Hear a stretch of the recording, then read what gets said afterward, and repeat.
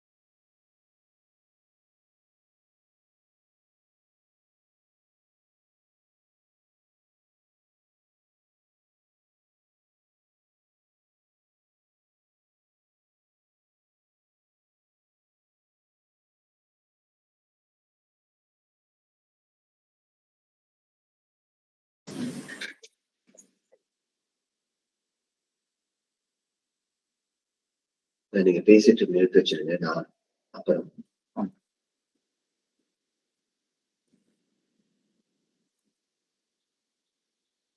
கேக்குதா? S.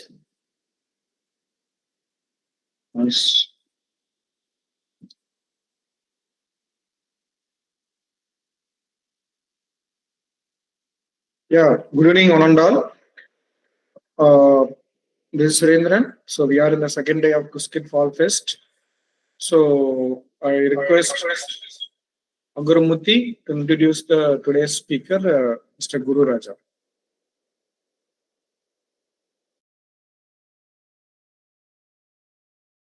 Thank you, sir. Welcome, everyone. So I'm highly privileged to introduce our technical person, one for Qiskit Fall Fest and ITPY. So Mr. Guru Raja is a life member of the Indian Physics Association and Indian physics teacher, which reflects his ongoing engagement with national scientific networks. Beyond his scientific pursuits, he has undertaken significant academic enrichment by completing MA in Hindi and postgraduate diploma in Hindi translation, which demonstrates its commitment to multilingual scholarship. Mr. Guru Raja authored multiple peer-reviewed international journal articles, IEEE conference papers, and 2 international book chapters. Additionally, he is the inventor of Indian patent titled a user authentication mechanism, Sakura Q, developed with the support from Sastra TBI incubation program. Recognized for his excellence in the quantum domain, Mr. Guru Raja received the IBM Quantum Excellence Award for the year 2024 and 25 consequently for his achievements in Qiskit Global Summer School and his contribution as a Qiskit advocate. He also serves as a quantum education volunteer advisor who actively promoting global quantum literacy. So committed to advancing secure and scalable quantum technologies, Mr. Guru Raja continues to work at the intersection of quantum communication, cryptographic innovation, and emerging quantum systems, contributing to both academic research and translational technological development. So with this note, I invite Mr. Guru Raja, our first technical speaker for the day 2 of Qiskit Fall Fest 2025. Over to you, sir.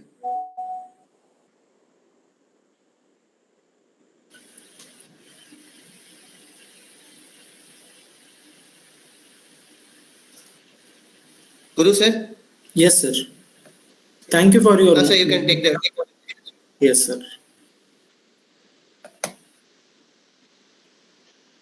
Thank you for your nice introduction, sir.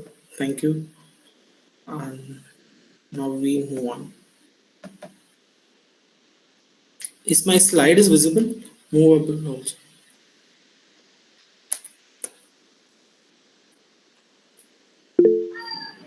Yes, sir. It is visible, sir. 1 minute.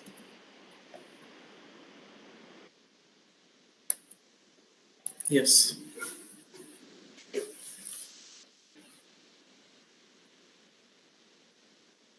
Good evening, one and all present here. Now we are going to use how to first section you are seeing about how the quantum superposition achieved, how the entanglement or happened.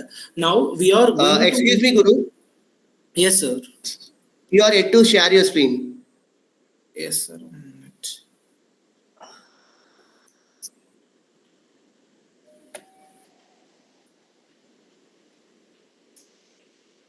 Now it's okay, sir. Now it's fine. Can you make it full screen and click on that hide button next to stop sharing? Just click on hide button. Okay, sir. Yeah, thank you. Now it's fine. Okay. Now we are going to implement how to implement superposition in IBM quantum platform. We are going to see about how the quantum states and algorithms are going to perform in IBM quantum composer. These are all going to see now. First, we start with how to create a IBM Qiskit composer login, and we are going to see about how the composer will work and what are the difference between classical and quantum mechanics, how to define a unitary transformation of the quantum computing, and how the interference and coherence property will work on quantum computing. What are the advantages of qubits? How the quantum computers are really work. Algorithms that we are going to see about the quantum Fourier transform and inverse Fourier quantum transform and encryption algorithm, key generation algorithm we are going to see now. First, you can type in a Google browser IBM quantum platform. You will able to see this site, IBM quantum platform. Here you can click on login. After that, you will, if you are already have the IBM ID, you need to continue with the IBM ID. If you are not having the IBM ID, you need to create an IBM ID first of all. How to create an IBM ID, I'll tell now. Here, create an IBM ID will be there. Next, you need to enter. First, you can use your business any kind of email, but preferably you need to use your, if you are a student, you can use your ac.in or student email ID. Otherwise, you can use any email. If you are using any student email, you can able to access 10 minutes of a QPU performance. You can create a password. After that, you need to add your name as well as last name, and what you are a student or not, you need to enter these details. After that, you can enter, you will have receive in your email, you have one code. That code you need to enter here. That is a verification code for the authentication secure purpose. After that, you can create an account of IBM ID only. After that, you need to create a cloud platform also. In that cloud platform, you need to create a CRN instance. You need to create an instance of CRN. CRN is a cloud resource name. You need, after you create a cloud resource name, you need to create a API key. After these both two done, then only you are able to run your quantum circuit in real quantum hardware. This is the verification stage and all. After that, you need to go through the rules of the IBM quantum. After that, you can click the accept IBM quantum end user agreement. You can accept and continue with that. If you have any institute, your institute name will be there. Then only you can able to, if you are affiliated with any institute or any education institute or any company, then only you can able to access your that email ID. If you have, means you can able to access your real quantum hardware. Here that name will be shown here. Then you can click on continue. 1 month only it will be free. After that you can run locally in your Jupyter notebook also, using that same CRN and API key. There is a 4 instance we can create. All system we are not able to access. Only the few QPUs only we are able to use in IBM Qiskit. Here, the IBM quantum learning platform, here you have a wonderful lectures of quantum basics to advanced level of error mitigation and machine learning to quantum machine learning too. You can find the learning tutorials and composer also. Now we are going to fully used on quantum composer to visualize how the superposition, how the entanglement, how the Bell state can be created. These are all now we are going to see.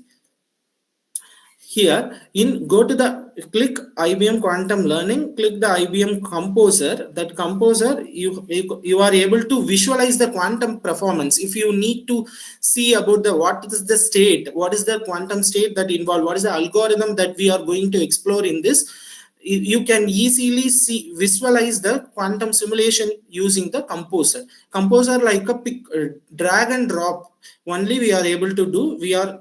Now we are going to drag and drop the quantum gates to do the multiple performance of the quantum simulation. We can able to visualize the quantum performance here using the IBM quantum platform. Here in this title, you can add your name. What is the circuit you are going to perform? You can add your name. Here you can able to view the probabilistic graph and Q-sphere. Q-sphere is nothing but whatever the quantum state is there, you can see using the Bloch sphere. It looks like a Bloch sphere, but it is a Q-sphere. That is a quantum sphere. Here you can see the states also in view. You can enable the probability and the state vector. Quantum state can be visualized. This is a quantum assembly language program. You can able to change that Quasm into a Qiskit, here you can able to copy the code. For example, if you pick and drop the Hadamet gate, you will get the Hadamet gate code also, Qiskit code. Qiskit is a Python based code only. You are able to copy that code and run in your Jupyter notebook or any kind of local platform also you can run. Python also you can able to run. First, you need to create a new file. If you want to store your quantum computing, quantum circuit performance, you need to create a new file. First, you make one name. After that, you do the quantum operation. The quantum gates is purely on the manipulation of the quantum gates is nothing but a quantum computing. Here, we are going to manipulate different quantum gate. We are going to performance on the quantum simulations. Now, this Q0, Q1, Q2, Q3, these are all the quantum register. C1 to C4 is nothing but a classical register. If you are having the quantum performance, what are all the quantum gate, what are the lines, that nothing but a wires is nothing but a normal classical, you have a wire connection. Here also the same line shows the wires. These are all the quantum register. Equal number of quantum register and classical register need to be there whenever you are using any quantum circuit performance. Here I am using Q0 is a first state and Q1 is a second, and Q2, Q3, these are all the 4 quantum registers are there. Here C4 is nothing but a classical register. This is a phase disk. You can able to identify the phase performance here, that real state or imaginary state will be there or not. You can easily identify the pure state. The phase disk only shows the Ket1 performance, the performance of Ket1 state. In quantum register, it will be pre-initialize the Ket0 state only. If you want to change into your initialized state Ket0 into a Ket1, you need to use this round plus, like that. This is a NOT gate. Whenever the NOT gate in quantum, what it will be there? 0. If I add a NOT gate, it will create a 0 into 1. Same like a classical. This is a quantum NOT gate. This is a C0 gate. C0. Whenever the control gate is 1, it will be activated. The next gate will be going to flip. For example, this is a 2 qubit gate. Hadamet gate is a single qubit gate, and NOT gate is a single qubit gate. There are more things will be there here. RX, RY, RXX. These are all the rotation gates. Now we are going to see about how to manage the quantum register. Here the 3 dot shows. Here you can click that.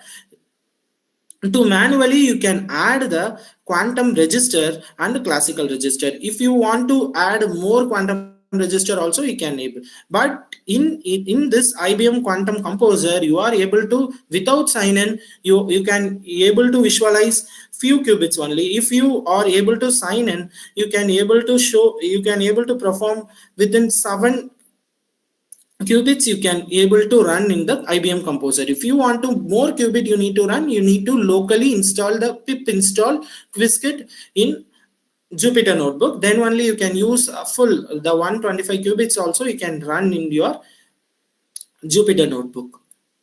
Next, here you can, in this button you can create and add and delete the classical register and quantum registers too. Here now we are going to create a quantum circuits with the 2 qubits. Here Q0 and Q1, that is a 2 qubit. Here C0 and C1, that is a classical register. Here that there is a 2 qubit possibility. What, for example, if it is a single qubit, 0 and 1 can be a probability will be there. If it is a 2 qubit, means 0 0 0 1 1 0 1 1 will be there.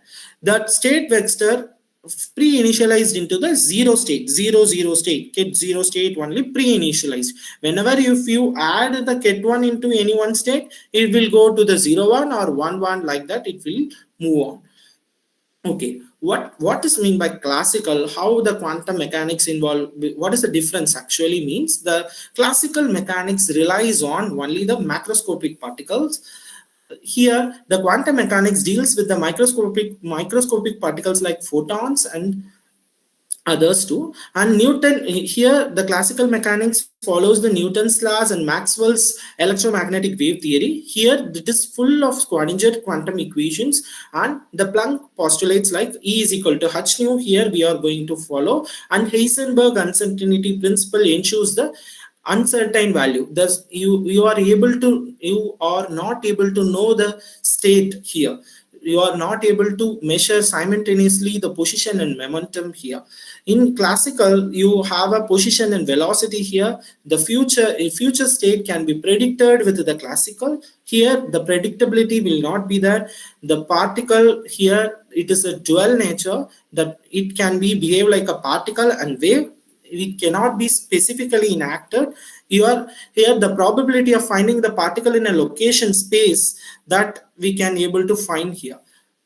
First, you need to prepare the initial state as a wave function, that is a t0, get psi of 0, that is a pre-initialized state. After that, you need to evaluate the state. State evaluation means you need to do unitary operation. The unitary operations are the quantum gate operation.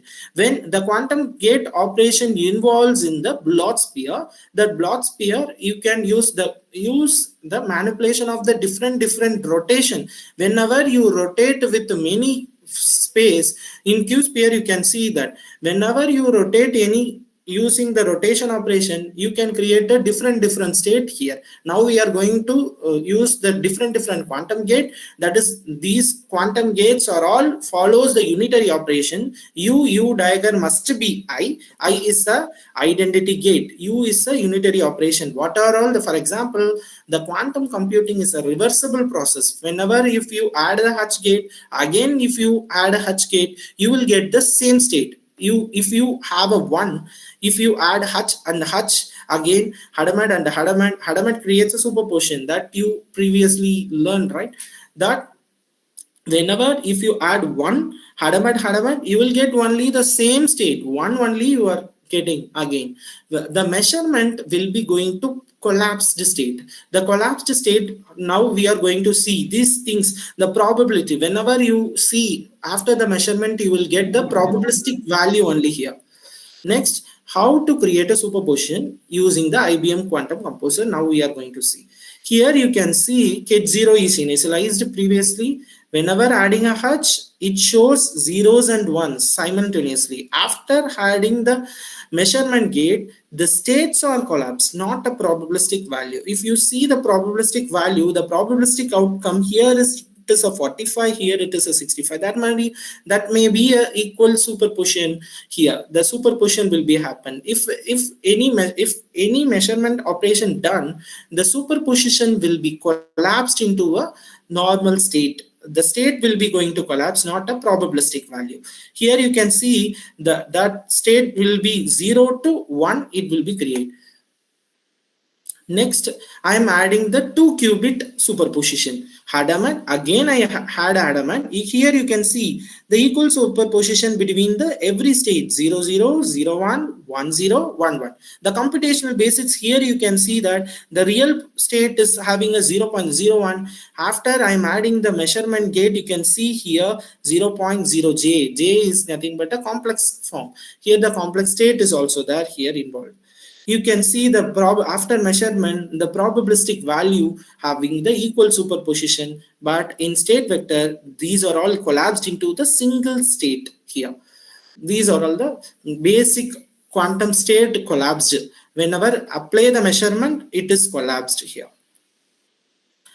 Now we know about the C0 gate performance. C0 gate, whenever I added the C0 with the first state, it goes to the 0 to 1. After I apply the Hadamard gate produces an equal superposition. Here you can see that the measurement before measurement, it looked like a what color? Red color. That red color shows the pi state, that is a 180 degree. Each Hadamard gate creates a Ket0 and Ket1.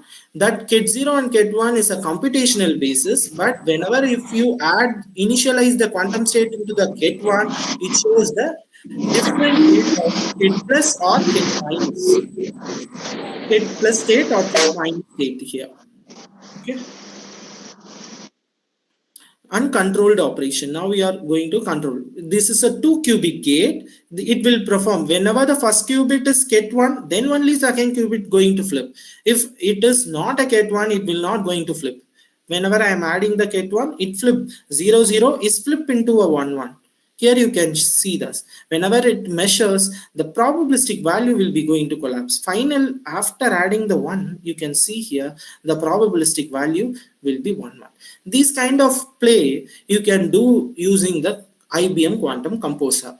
Why I am using, first of all, IBM Quantum Composer means first you need, before you are going to work on high IBM quantum computer, the quantum computer having a large scale. For example, if you want to run many simulation in IBM quantum computer soon, before that you need to ensure your basic quantum circuit you need to use in your IBM quantum composer. You need to see the visualization of the how the superposition occur, how the control operation will be going to work. After that, the superposition with the controlled operation, then only you are able to create a Bill state. How to create a Bill state means here you can add one Hadamard gate. Again, you can add the control NOT gate. You can create a one basic Bill state. Bill state is an entangled state. Here now the 2 qubits are entangled.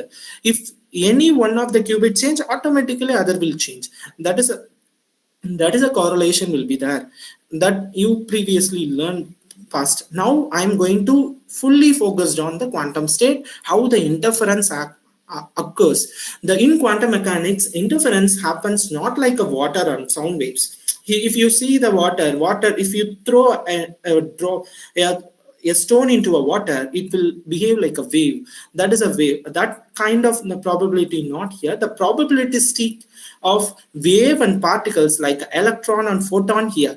The electrons or photons sent here after the double slit experiment here, the famous Young's double slit experiment here, the light will be sent after passing here that is split into a bright fringes and dark fringes here. If they add up, it more likely that is 100%. If they cancel out, that is a destructive interference. It is impossible. If you see the double slit experiment, whenever the bright fringes you got, that is a constructive interference. It adds up the two wave, it creates a high peak. Whenever it is a destructive interference, the crust and trough will be collapsed into it will be cancelled it out here, the interference. Whenever, if you observe the split passes through, the interference pattern will be going to disappear and the measurement will be collapse the superposition state here. Why interference is important in quantum computing? If it is increase the chance of correctness. For example, constructive interference increases the correct answers, but in destructive interference reduces the wrong answer. Here you can see the bigger amplitude shows the higher probabilistic value. The bigger amplitude here shows the, for example, you seen in IBM quantum composer, the probabilistic value will be high. Some histogram value, if you see the histogram value, the peaks are going to high. Whenever it is a high, there is a more interferences happen. The two waves are more meet in a sync. If it is a meet in a out of sync, that is a cancelled out, that is a smaller amplitude will be created. There is a low probability only. The interference matters. Whenever you work on quantum computing, the interference property is very much important to work on quantum algorithm.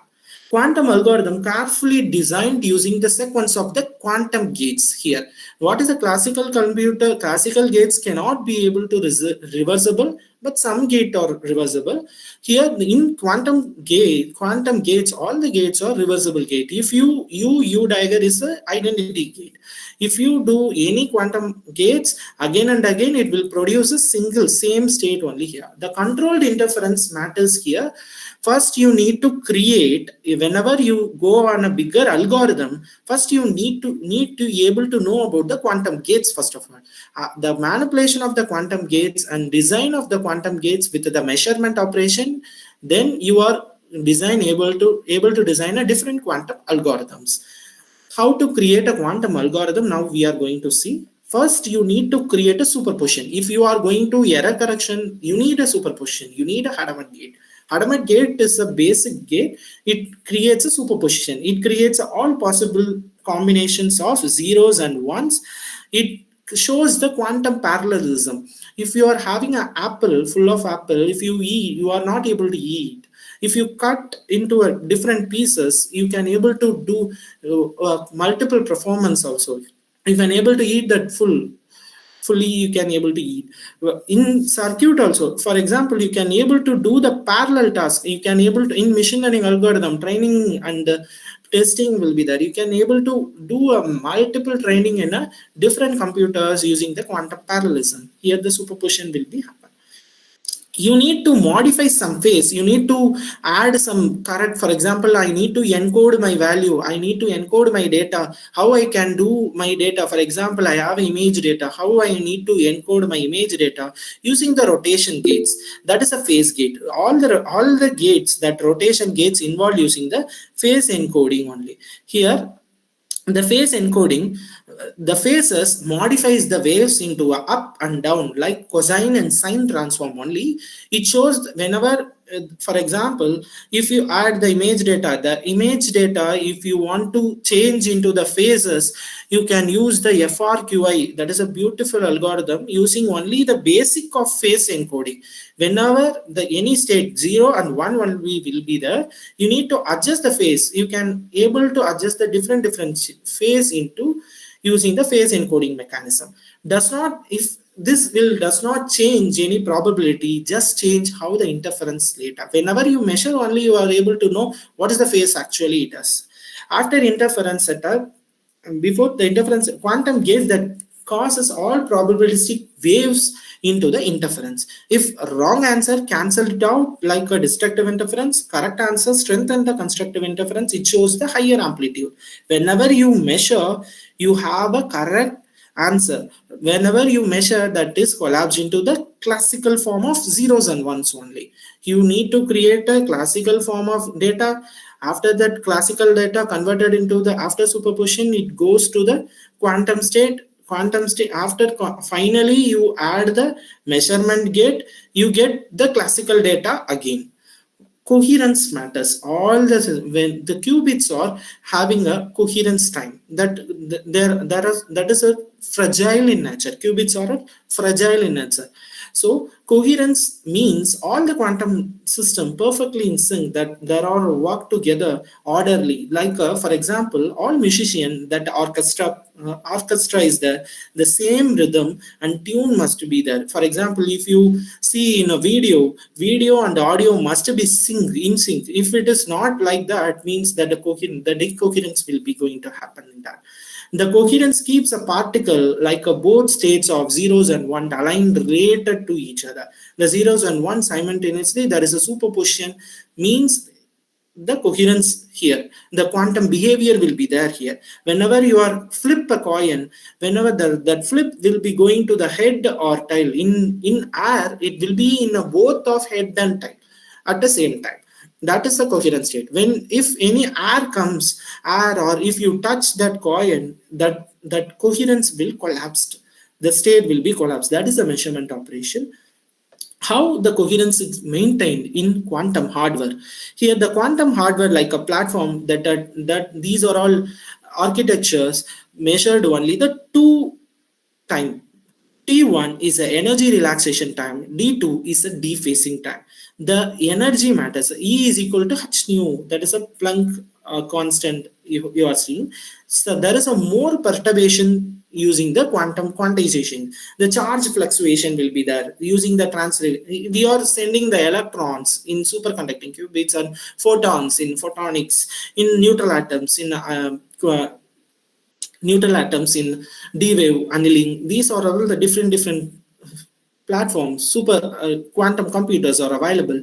Here the depolarization and decay will be happening energy relaxation time, and D2, that is a dephasing time. Here you can see the magnetic flux noise, that phase randomization may occur. You need to ensure that T1 and T2 level as long as possible. You can able to they are much worked on to make a more coherence time to maintain the quantum superposition for a long period of time. IBM and Google Rigidity, they are using the superconducting qubits, and Xanadu is working highly on super quantum photonics, and neutral atom D-wave is a better. How they are using in superconducting, they are using a cryogenic cooling level of 15 millikelvin. It's near about absolute zero temperature, like dilution refrigerator. In India, there is a dilution refrigerator available in ICER Mohali. You can able to see the dilution refrigerator. Here they are using the thermal noise to minimize the temperature fluctuation. Material purification is also there. Use the ultra pure niobium and aluminium to reduce the impurities and causes the energy loss. 3D cavity shielding also there. The microwave resonator, all the things are all using the microwave resonator. That them for external noise can be evolved out. The coupling will be precisely known. Error correction codes, there are more, the logical codes, qubits are encoded using the many physical qubits. Here we are using first that repetition code will be there, shorts code will be there. Next is a surface code. The surface code, they are working on logical qubits into the physical qubits to detect and correct the small decoherence effect to maintain the fidelity level of the quantum system. What are the qubit? How the typical coherence time will be happen? Superconducting qubits can able to withstand about 100 microsecond to few milliseconds only. The trap ion 1 second with the several minutes they can hold upon superposition. NV center, diamond NV center up to milliseconds only. Photonic, it depends on the optical loss. It also using a microsecond to the millisecond. Decoherence happen whenever the quantum system loses the coherent state. It stops the quantum wave and starts like a classical ordinary wave. For example, if you touch the coin, it will no longer the superposition. It will show only head or any tail. Like that only that will show. How the quantum systems are very sensitive. It interacts with the environment. It lost their quantum state.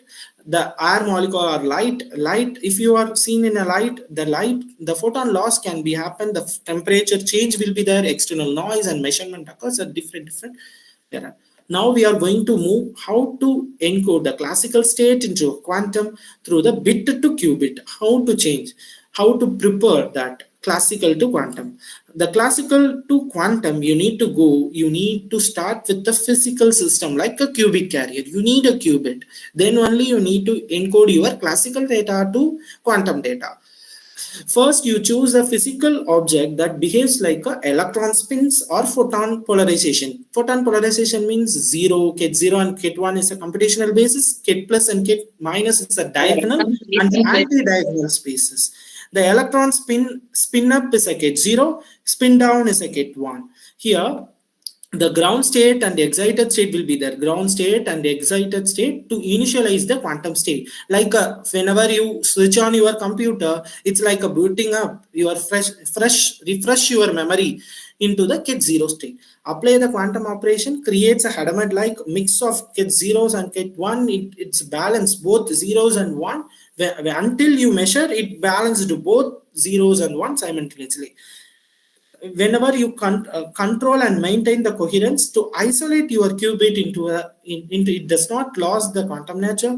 It shows only the tune in phase. Now you need to manipulate your quantum state using the quantum gates. Rotation gates is the phase gate, and entanglement operation can be happen through the controlled knot with the superposition.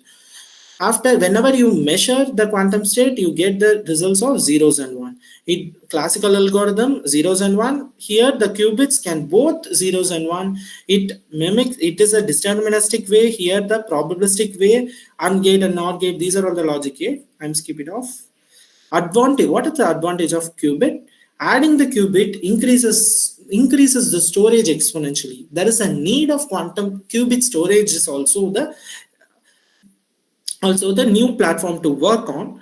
Quantum computer doubles the power whenever we added a qubit. For example, it shows the 2 power n level, 2 power n steps we need. That is a parallel processing talk, if you have a 64 qubit quantum computer, 2 power 64 space you have, roughly you have, there is a state of quantum system that is an advantage. You can do you can do the many complex problems into a much easier to solve using the quantum computers. It shows any unfactorize. You are not able to do the factorization problems in a classical computer with a large number of powers. You can do in quantum computer with a small number of fractions. The RSA algorithms are also break using the quantum computers. How the quantum computers works? The classical computer, now how the we are sitting here, how we are see the quantum computer, we are run really so many are asking, you are really run a quantum computer? Yes, we are connected through the cloud server.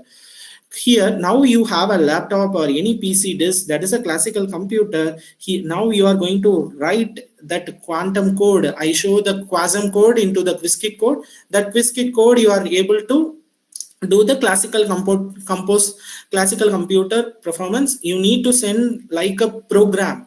You are able to start, you are initialize the quantum gate and quantum gate performance and algorithm. These are all algorithms are doing like a program. That program sent to the quantum computer, that is a controller.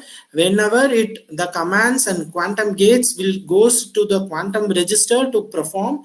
After that it will send like the job. Here you need to send your program or your performance in your gate. After gate you submit into a run through the real quantum hardware.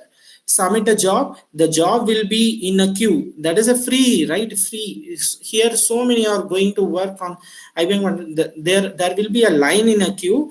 If after the queue freeze, then only it will send to the quantum circuit into the microwave pulses. You can able to visualize your quantum circuit into a pulses. That pulses goes to the execute on the real quantum computer. After that it will send like the measurement results only into your system. Again the results will be given to you as a zeros and one. Here that the quantum computer have the 3 stage. One is a quantum substrate. That quantum substrate you have the superconducting qubit. It needs a 20 millikelvin. After that the high superconducting controlled wire 0.1 kelvin needed. Here the Josephson junction at 4 kelvin and 77 kelvin for the cryo-CMOS. If you need to know about the quantum CMOS for quantum computing, you can watch Dr. Sudip Das Gupta NPTEL video. They are creating a cryo-CMOS for a quantum computing. That is a wonderful lecture to create a quantum device. Here India, they are all trying to make like same quantum computer. We are all in the race of national quantum mission here. Now we are going to see one algorithm fully, how to create a quantum Fourier transform. Going to see about the quantum Fourier transform. The quantum Fourier transform, the state of the qubit forms into the computational basis to Fourier basis. Computational basis is a ket 0 and a ket 1. It will be converted into the ket plus and ket minus Fourier basis. The Fourier basis using the Hadamard and controlled rotation operation. The controlled rotation operation, it's like in a Z basis. Hadamard gate uses this superposition basis with the uniform phase shift of the qubit states. How? The single qubit QFT. The Hadamard gate is nothing but a single qubit quantum Fourier transform gate. It shows that whenever I added with the ket 0, it shows the ket plus state, and ket 1 it shows the ket minus state. The two state will be the quantum state into a quantum Fourier transform state. You can convert. Whenever here you can see the ket plus act on the Hadamard gate, the phase change you can identify. It sees that ket plus or ket minus state here. Whenever you need to add a 2 qubit QFT, now I am going to encode my classical data. That 1 1 I have. How I am in encode, I need to receive that 1 1 using how to encode my data 1 1 in quantum composer. here the plus state, convert 0 into the 1, and second qubit 0 into a 1. After that, I apply these things. First, I create a Hadamard and rotation operation. Any rotation, RX also you can use any U gate is a rotation, controlled rotation gates. You can use RX or Y, any rotation gate.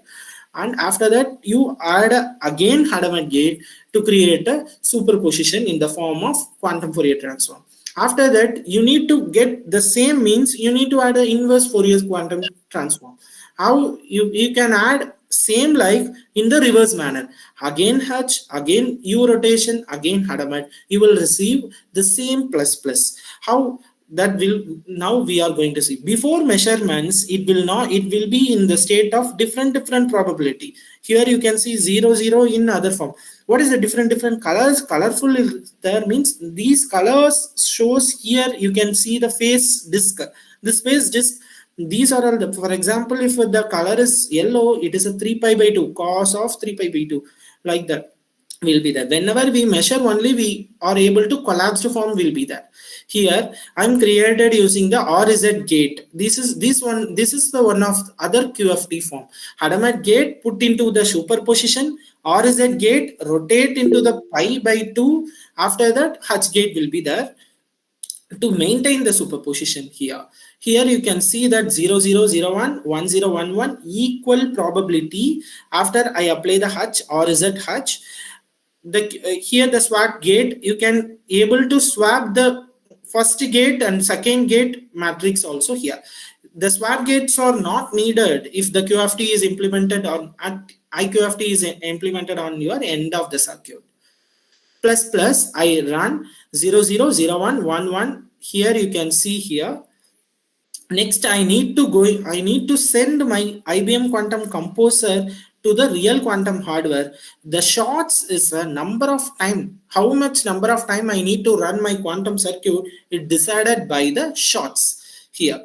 Here there is a IBM Osaka, IBM Kyoto. There is a 127 qubits available.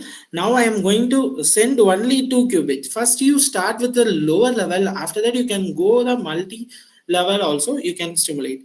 I am able to apply this 2 qubit going to run with the 10 times. That shots is how many times that the quantum circuit going to run in the quantum computer.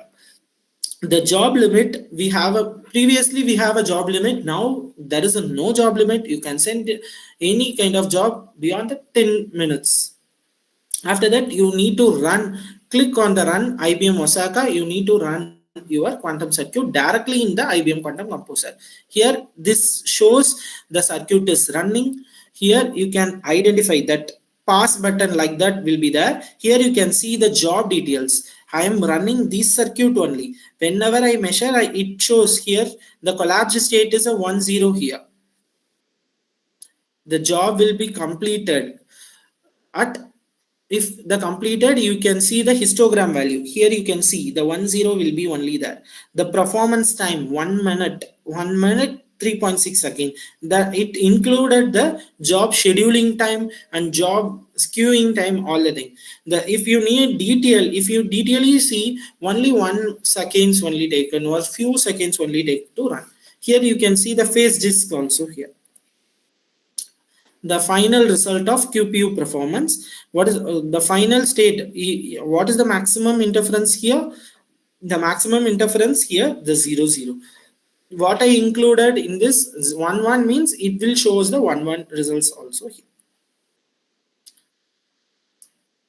The 3 qubit QFT, here I am going to encode with the 5 classical data into the quantum state 1 0 1 1 0 1. I apply the normal QFT performance H rotation gate.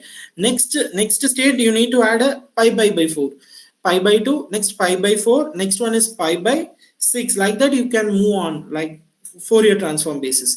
The rotation gate increases with the half times. The number of qubit increases, the rotation gates increases with the half times. After that, you can see the equal superposition here. The computational basis, you can identify the different phases here. After that, I'm going to run my phi in real quantum hardware in IBM Osaka with the times of 50 times. I'm going to run in this circuit. I'll receive what we encoded 101. After applying the QFT, IQFT, what I get 101. Again, I get 101 is a maximum probability. These are all the other possibility. The maximum probability, you can take it as your final output. Inverse Fourier transform. Now, inverse Fourier transform is the reverse form of the QFT. Here, the Fourier basis into the computational basis. You need to add only the reverse form of QFT. The phases are represented in the negative form of IQFT. When the rotation, you can add the minus pi by 2, minus pi by 4, pi by 4, minus pi by 2, like that it's move on. Here, this is a 2-qubit QFT.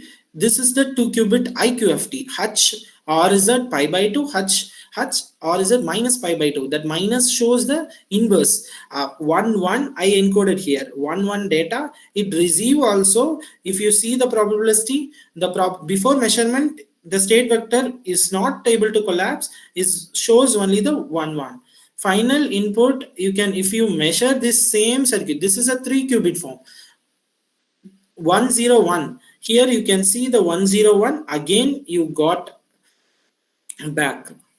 I'm going to run this 101 QFT and IQFT, inverse quantum Fourier transform. I need to run IBM Sherbrooke. Here the EPLG means error per layer gate. Every gate having a gate error, and the qubit error also that. The coherence error, the environmental error will be that. There is a need of error correction codes to incorporate with the quantum gates. Now IBM and other researchers are keenly working on the quantum error correction methods to incorporate the gate performance, and the circuit will not going directly into the quantum computer. The single qubit QFT gate is not know about the real quantum hardware. The transpilers will be there. The transpilers convert the single qubit into the 2-qubit. Then only the quantum computer know about the different states. Here I need to run. After that, after my running time, I get 101 again. You can see here the ideal quantum computer will give back the 101 again. The real qubits are not stable. It have a high decoherence and environmental impact also. Our readout error is also there. If you need to reduce your quantum error, you need to follow the 3 things: the probabilistic error cancellation, PEZ, zero noise extrapolation method, ZNE, and you can work on readout error mitigation. You can change the SHOR codes and STEAM code to make the error correction much better, to run the error-free simulation also. Now we are going to see about the quantum random number generation. How the random numbers are generation using the gate-based quantum computer. I'm apply the H gate. If you want to generate a quantum computer, first you need to create initialization of the state. Already the quantum states are initialized into the K000. After I apply the Hadamard gate in each qubit, I get the quantum superposition. Before measurement, the pre-measurement analysis, you can see the Hadamard gate shows here the superposed value. Here the states are all in probabilistic or all in superposition. Whenever you measure, these states probabilistic can be same. That state can be collapsed into the single state. In Q sphere also, you can see the multiple variation of the phase and multiple variation of the states, but it shows only one whenever you measure. Until you measure, it will be there. Here you can see the Qiskit code. First you need to pip install the Qiskit and IBM quantum runtime. After that you need to use the from import quantum register, classical register and circuit. After that you can add the quantum register. Here we are using the how many qubits? 5 qubits. That 5 quantum register and 5 classical register here using. After that I added the each qubit Hadamard, so that each qubit Q0, 1, 2, 3 all are Hadamard gate only here. Whenever if you add a measurement in first, it will show here measurement gate, like that it will be there. How to do the steps I am given here. In QTRNG, after the measurement, after I apply the measurement, you can see here the measurement of Q0, 1, 2, 3, 4. Each qubit we are going to measure. After we measure, we get the collapsed state of 1. Finally, you measure into the basis of 0, 0, 0. These are all collection. These are all the collection of random numbers 0, 0, 0, 0, 0, 1, like that. You can, whenever you these are all the times that the probabilistic of maximum number of times run. If you run again the Hadamard measurement of operation again, you will not get the same value. You will get a different value. That shows the true randomness. How to verify the true randomness? You can go with the NIST test and autocorrelation test, standard test, to measure the entropy and randomness. If you want to analyze your more random data, with the DAY-2 test is there. DAY-2 test to check the bias of the randomness, and you can use the ENT test suite to ensure the entropy of the quantum systems. That also needed to make your quantum random numbers certified random number generation. Again, I'm going to run these only five Hadamard and 5 measurement operation I done here. That going to send the setup and run will be there. If you click the setup and run, it will send to these quantum gates will send to the real quantum hardware. You can see this histogram.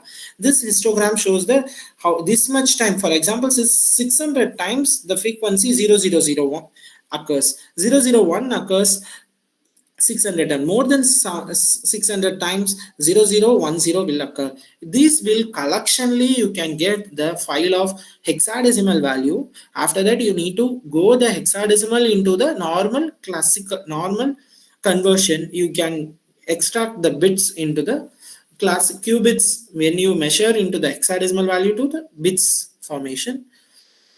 Okay, not only the Hadamard gate creates a superposition. You can use a multiple rotation gates also using the superposition state. Here I am using the Ry pi by 2 and Rx pi by 2 pi to make like a Hadamard simulation. Hadamard with the complex superposition. Here I'm after these two gates, first you need to identify Ry gate is there is one matrix will be there. Rx gate is there is one quantum matrix, unitary matrix will be there. You need to do the tensor product multiplication. Final result you take, you can able to see the Hadamard operation.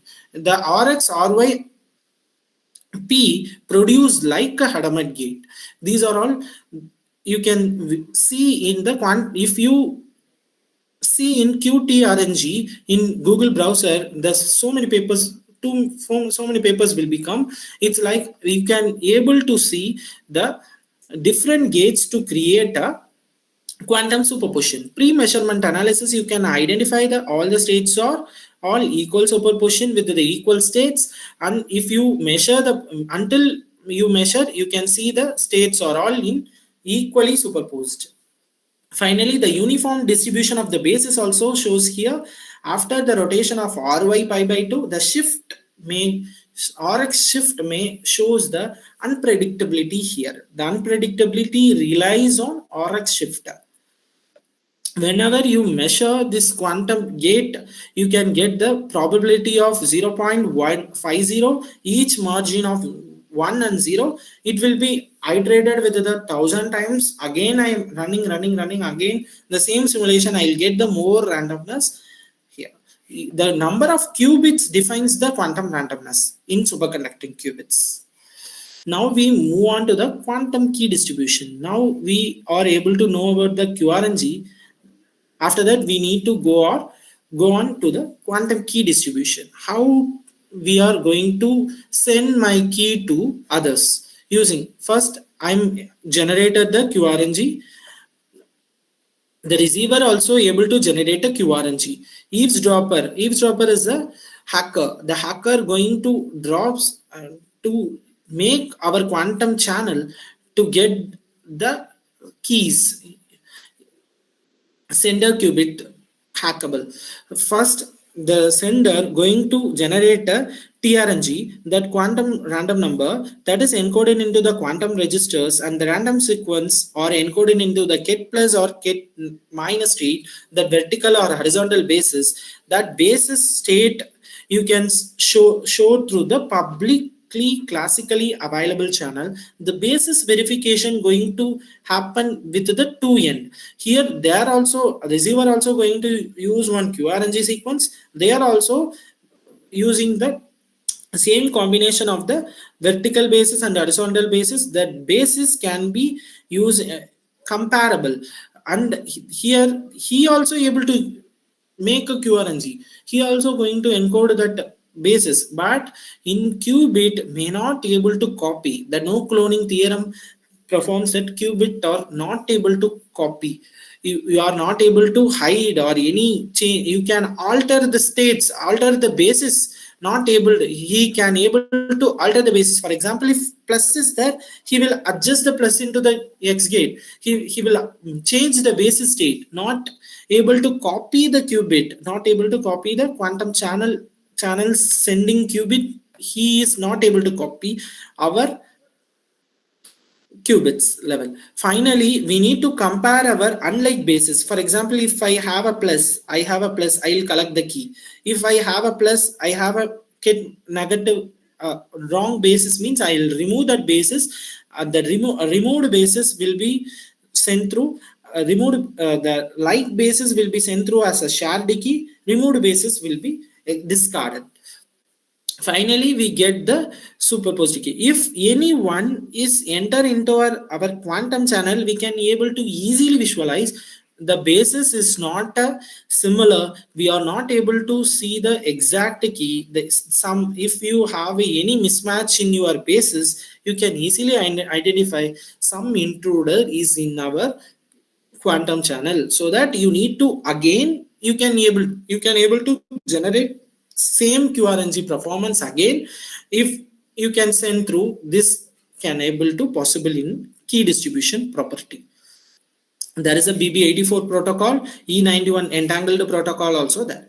Here now we are going to see about the enhanced quantum image encryption. How to encode the quantum image, classical image into the quantum image. You need to study about the NEQR, novel enhanced quantum image representation. Here also the identity gate is a zero state performance. Hadamard gate to create the equal layer.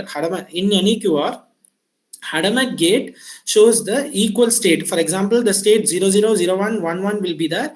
Whenever you are going to use the control NOT gate to encode your classical image data into a quantum data to represent the quantum image perfectly, the quantum image to send your quantum circuit, quantum image into the quantum channel.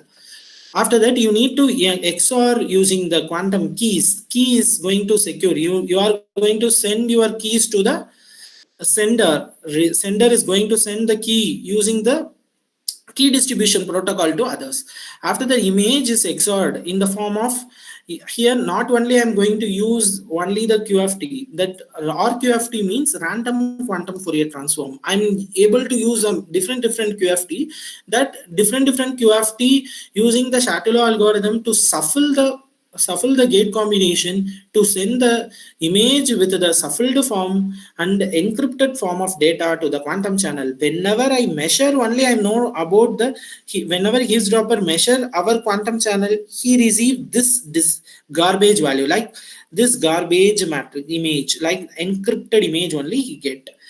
Here the DNA encoded having a hybrid structure. DNA also encoded 00, we can encode XOR with the QRNG to make after QRNG input image XOR with the QRNG.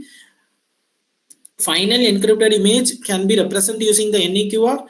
Different QFT involved here, that shuffled using Chatelain algorithm, send through the quantum channel. Finally, we are sending through the qubits only.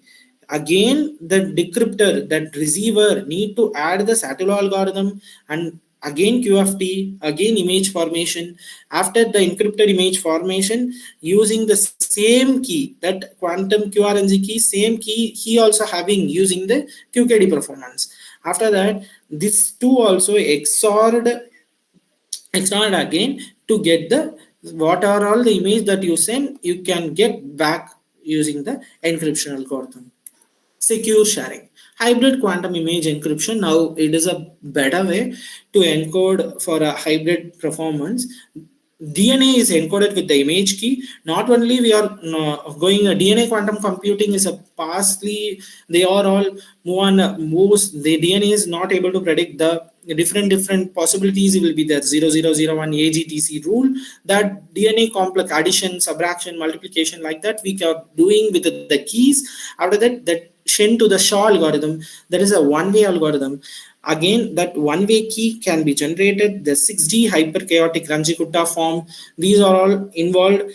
That we get the two set of keys and send to the quantum Fibonacci scrambling. Fibonacci scrambling here, Hadamard and XOR C0 gate involves scrambling. Scrambling means changing the pixel position. Bit levels, every bit can be scrambled into the different level.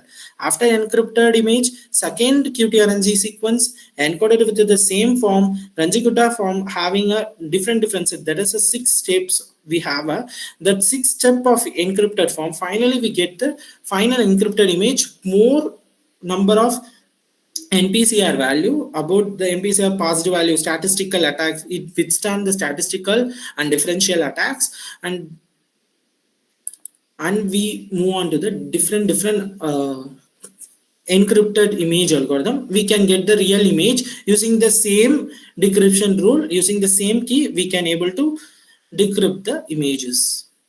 Not only image algorithm, we can use to store our quantum images with securely in a quantum clouds also. These are also nowadays challenging task here. The post-quantum cryptographic algorithm, what the post-quantum cryptographic algorithms or MLChem algorithm. MLChem algorithm relies on negative to positive value. That negative to positive value, the post-quantum cryptography secures the quantum state. If any quantum hardware came, how to attack the quantum algorithm. That classical algorithms also having a against of post-quantum cryptography.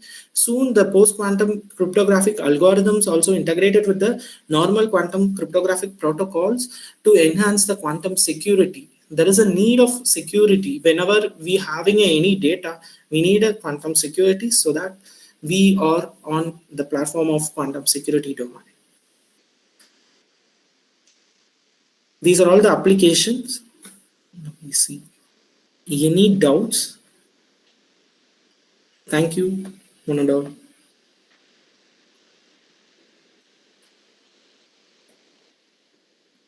Hello. Anyone have any doubt? Any questions from the participants? Hello, sir. Hello, are you able to hear me, sir? Yes, sir. Myself, Dr. Gurunath from SLN College of Engineering, Raichur, sir. Yes, sir. I saw you yesterday also. You are actively performed. Yes, sir. Because of my student, I was joined, sir. Because in CS branch, we have a syllabus for 20 marks. Yes, sir. So at least I could not follow all, but at least what I need my student purpose, I should be learned. Then that is enough. That is then take away from this seminar. Right, sir. Especially, I want to focus more about that. You all mentioned, no, sir, there are some basic gate, not gate, yes, sir. X gate, Y gate, Z gate, Hedemond gate. At least you should taught us by using whiteboard how it will work and what is it output theoretically. Then that is enough for our students, sir. Maximum B students, engineering students are there. That was I am expecting, sir. That's all. Yes, you can, if you are planning to any quantum education, you are having the IBM quantum learning, sir. If you see the IBM quantum learning, you have a multiple, that Q101, like that, they have a correct way of knowledge, sir. We are all studied using the IBM quantum platform only, learning only. Yes, sir. Sir, without that matrices learning, it is very difficult to follow this. No, sir. You, first, yes, sir. You need a Unitary operation. linear algebra. You need to And study, sir. yes, linear algebra. And how that, what is cat 1, cat 0, how it operate. Quantum mechanics also you need to get some idea. Yes. If initially started with some fundamental, then it is be more useful for us, sir. Yes. And sir, that is how this quantum computing or that quantum communication will improve the quality of the communication, because already we are optical fiber. Hello. Sir. Hello, sir. Is it my concern question to you, sir? Yes, sir. Yeah. Then how that, because of that quantum computing, how we can, how it is more secure than this routine optical fiber communication? Yes, sir. Here we are using routine. Here quantum photonics also there. Now I am working on quantum photonics to create a Gaussian-based simulation and other things and all. In IBM quantum specifically that are focused on superconducting qubits only. That traditional lasers are not able to generate these kind of random numbers. If you are working on quantum photonics, that can create a Gaussian and non-Gaussian based quantum hardware. That is also involved. That is also available in Xanadu's photonic quantum hardware. You can try on that also, sir. Okay, sir. Thank you so much, sir. Yes, sir. So any more questions from the participants?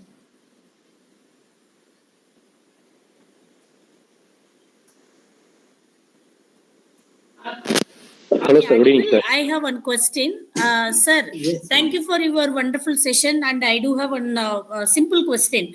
You were demonstrating IBM platform Qiskit simulator. You started picking a lot of gates and you started assembling the circuit.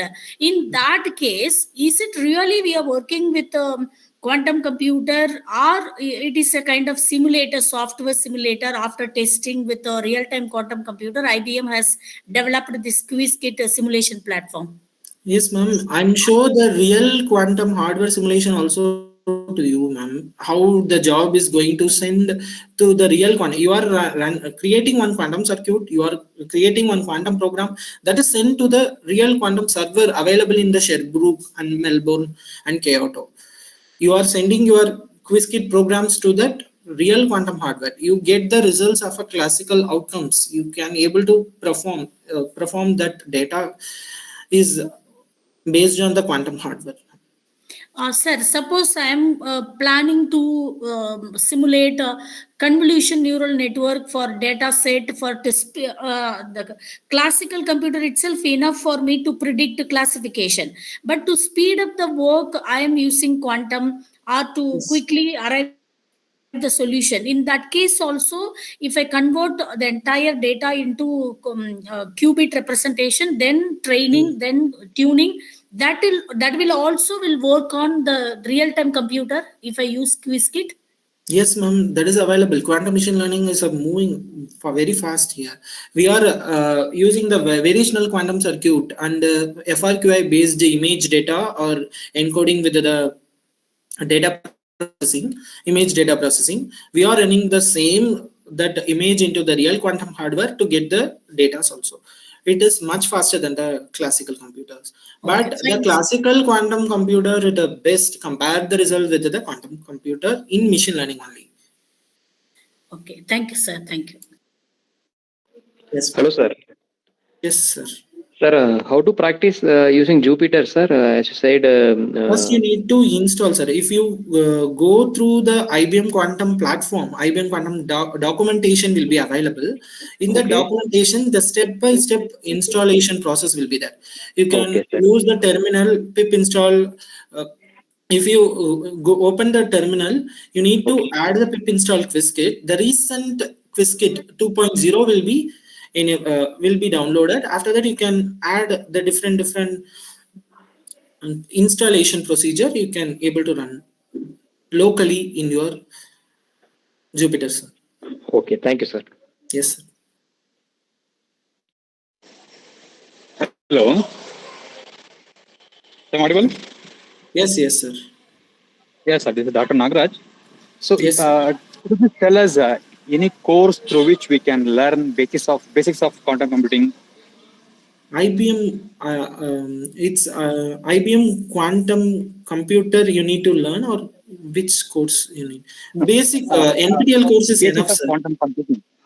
Yes, sir. IBM quantum learning, you follow all the IBM quantum learning lectures, and NPTEL videos is enough, much enough to learn all the basics and programming also.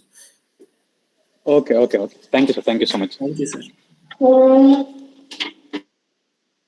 So I hope we stop it here. Due to time constraint, we'll move on to next session. Thank you, Mr. Guru. I would like to extend my sincere gratitude to Mr. Guru Raj for delivering an insightful and highly engaging session on Qiskit in action, simulating quantum states and algorithms. Your clear explanations, practical demonstrations, and deep knowledge of quantum computing made the session both accessible and inspiring. We truly appreciate your time, effort, and expertise you shared with us. The session has enriched our understanding of Qiskit and its real-world application, and it has certainly sparked greater interest in exploring quantum algorithms further. So thank you once again for your valuable contribution and for making this learning experience meaningful for all of us. Thank you, sir. So we'll move on to next session.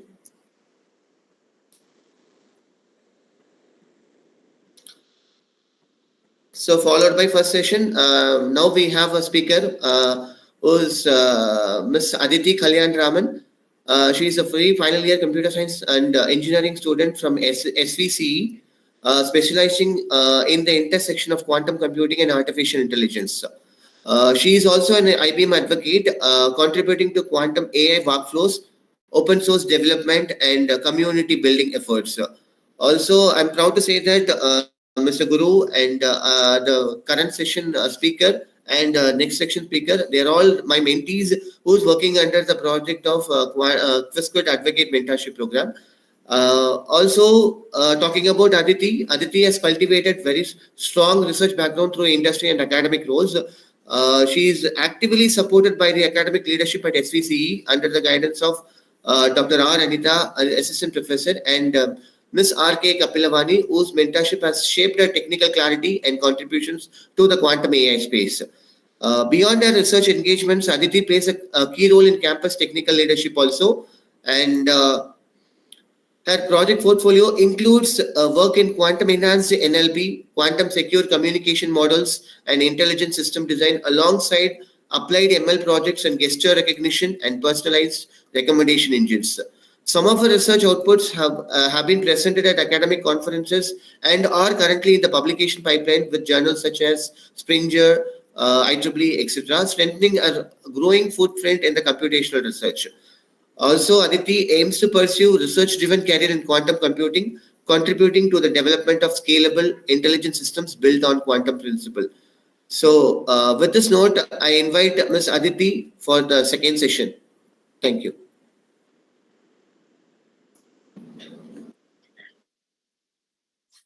Good evening, everyone. Thank you so much for that introduction, sir. So today I'll be taking you all through a journey through some of the most fascinating ideas in quantum computing, but in a way that's simple, intuitive, and friendly.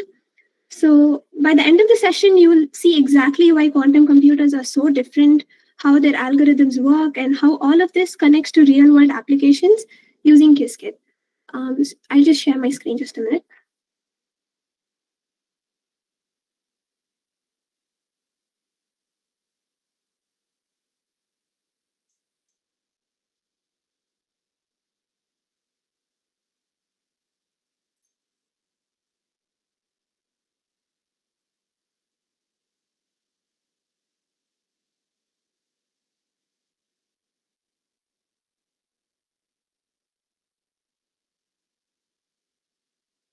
Is my screen visible, sir? Oh, yes, it's visible. Thank you. So here's the plan for today. We'll start with the basics, what makes quantum computing different from classical computing. After that, we'll build up the core concepts like superposition, entanglement, and the fundamental gates. This might sound a little bit redundant, but the more you listen, the more you'll be able to get a hang of what these concepts essentially are trying to tell you. And once that foundation is set, we'll dive into the algorithms. And towards the end, we'll look at how Qiskit brings all of this to life with some circuits and how industries are preparing for the quantum advantage. So I want to start with the simplest but the most powerful idea. Imagine you flip a coin, and in the classical world, the coin is either heads or it's tails. It's very straightforward. But in the quantum world, until you actually look at the coin, it isn't just heads or tails. It's kind of both at the same time. So to give you a more visual representation, you can get through this. This is the basic difference between a classical bit and a quantum bit. A classical bit is always either essentially 0 or 1, but a quantum bit can be a mixture of both 0 and 1 at once. And this single property unlocks a whole new way of quantum computing. Now, superposition is the idea that a qubit can explore multiple possibilities simultaneously. So you can think of it like this. If you're trying to solve a maze and a classical computer walks you through one path at a time, it goes left, then it goes right, then it sort of backtracks. It's a very sequential process. A quantum computer enters the maze in superposition. So when I say this, it explores every path at the same time.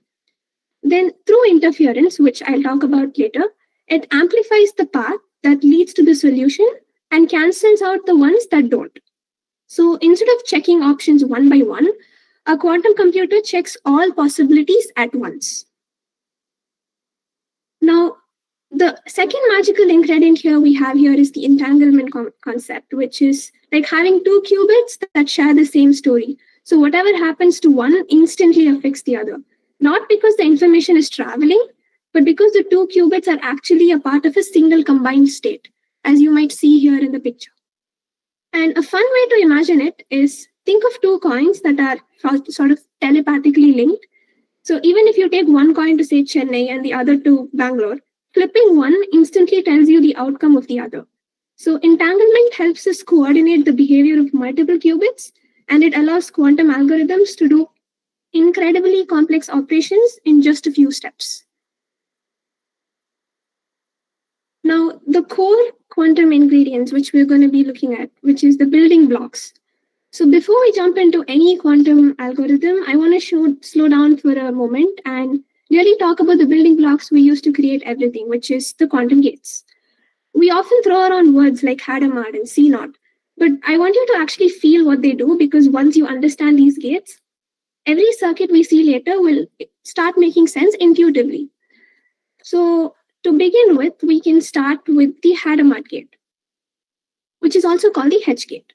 So you can think of it as the opener of the quantum world. So if I give the Hadamard gate a clean classical state, like ket 0, it spreads the certainty into a perfect 50-50 mixture of ket 0 and ket 1. It's like taking a closed book and opening all pages at once. Suddenly, the qubit isn't stuck in a single value, but it's exploring multiple possibilities simultaneously. So that's the heart of superposition. And then we have the C0 gate, which is the control NOT gate.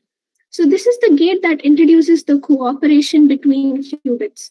So the C0 looks at one qubit, the control, and decides whether to flip the second qubit, which is the target qubit. But the real beauty is when the control qubit is in superposition. So the C0 starts tying the fates of the two qubits together. So this is how the entanglement is created.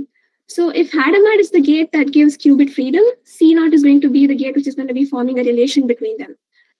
And all quantum algorithms rely on this kind of a teamwork behavior. Now, moving on, we have the X gate, which is very easy to understand. It's the quantum NOT. So it flips 0 to 1 and 1 to 0. But the Z gate is a little more subtle.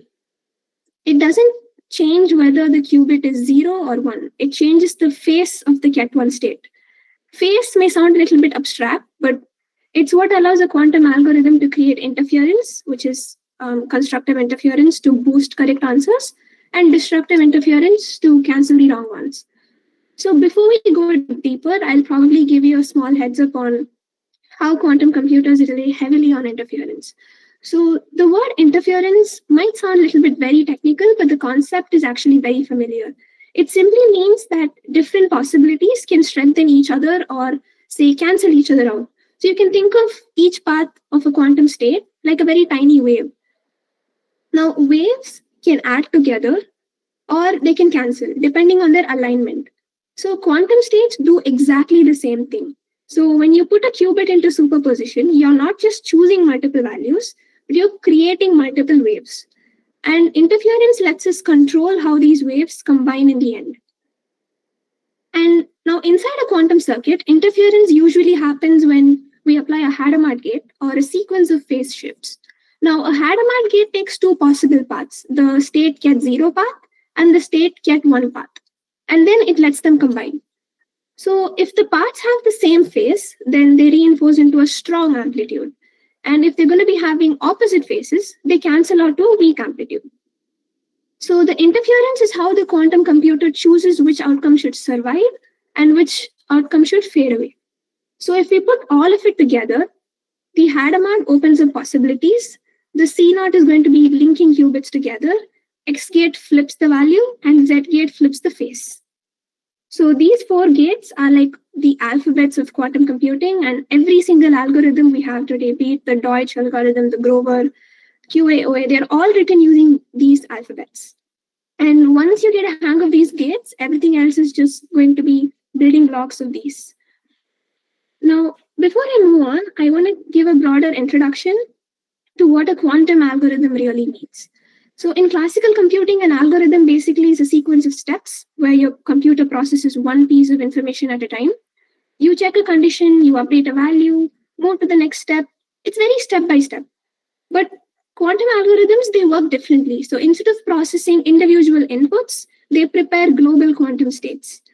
They let the quantum system explore many possible answers at once, and then they take out the state using interference, phase flips, entanglement, until the correct answer is revealed itself with higher probability. So basically, you don't tell the computer, try this, then try that.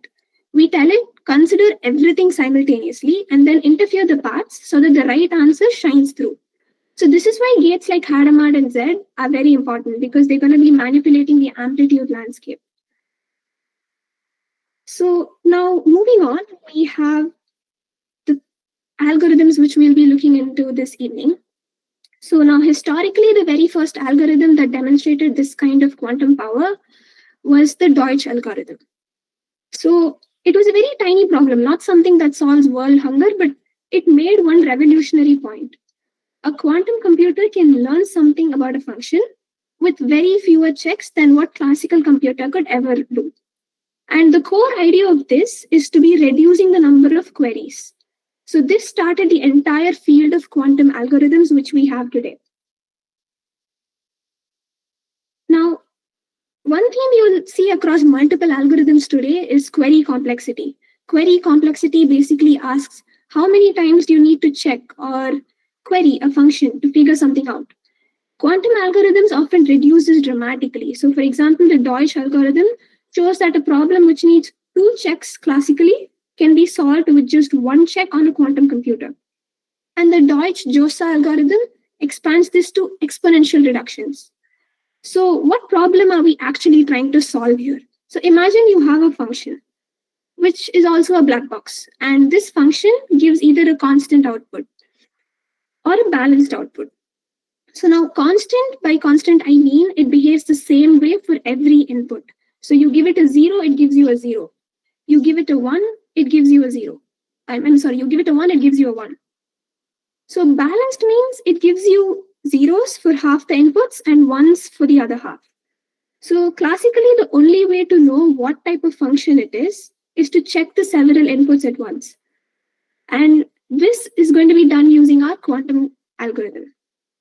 So in the simplest case, the function takes only 1 input bit. So coming to the Deutsch algorithm, it takes exactly 1 input bit. So you have just 2 inputs, 0 and 1. Classically, if you have to check only 1 input, you learn nothing. You have to check both 0 and 1 to be sure, because your goal here is to check, for example, if you're having 2 boxes, if box A has a 0, does box A have a 0 or does box A have a 1? Classically, you will have to check both the boxes because you cannot just assume because box A has a 0, box B should necessarily have a 0. But in quantum, you can check both at once. So this forms the basis for the Deutsch algorithm. So the key point away here is classical needs 2 queries, where quantum needs only 1. Now, when we scale this up to more input bits, what the Deutsch algorithm does is the difference becomes enormous. So I'll probably just take you through this circuit first. So these are the Deutsch and Deutsch, which is small and elegant algorithms that don't solve commercial problems, but they were the first to show a clear, provable advantage over classical computing. Now, what we essentially have here is, you don't know what's inside. You can feed it inputs and see the outputs. The black box takes 1 bit as input, 0 or 1. So quantum computing here says, what if we prepare the input qubit in a state that is both 0 and 1 at the same time? So this is where things start becoming more powerful. We can replace 2 separate function checks with a single quantum check. So before going more into this, there's another concept which is called phase kickback, because this is going to be the engine behind the algorithm. So imagine you have a group of people who are probably humming a note together, same tone. Now, suppose one person slightly changes their timing, not loudness, not the note, just the timing of the wave. So the change is very tiny and it's not very noticeable. But when the group hums together and they combine, that tiny timing shift suddenly affects the entire sound.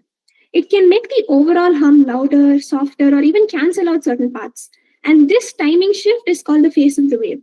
And just like the humming example, phase does not change what the qubit is, but it changes how it combines with others later. And this is the basic idea behind the phase kickback. So the quantum black box does not store the answer in an output bit. It quietly changes the phase, the rhythm of the input. So later when we apply a Hadamard gate, that tiny phase shift shows up as a very clear and measurable output. Now here, if you're going to be looking here at the circuit, we have the ket 0 and the ket 1. So one input qubit where we put in a mix of 0 and 1, and we have a helper qubit, which is prepared in a special state, which is sensible to the phase changes. Now, the first Hadamard puts the input qubit into a mix of 0 and 1, so the functions will see both inputs at once. The second Hadamard puts the helper qubit into a special state that allows phase kickback to happen. So, and then you pass these 2 qubits through the oracle. So, but instead of giving us f of x directly here, the oracle quietly adjusts the phase of the input qubit depending on whether f of x is 0 or if f of x is 1. So this tiny phase shift is going to be the key to everything. And then once the phase shift is done, you're going to be having the Hadamard gate again over here. So that is going to be converting the hidden phase pattern into a measurable amplitude. So if the function is constant, everything adds up, it gives us a ket 0. And if the function is balanced, the interference flips it to ket 1. So once the measurement tells you whether the function is constant or balanced, you're going to be having the answer to your query. Now, scaling this up, we have the Deutsch algorithm. So imagine you might be having a question that this is only applicable for like 1 bit. What if I'm going to be having more than a bit?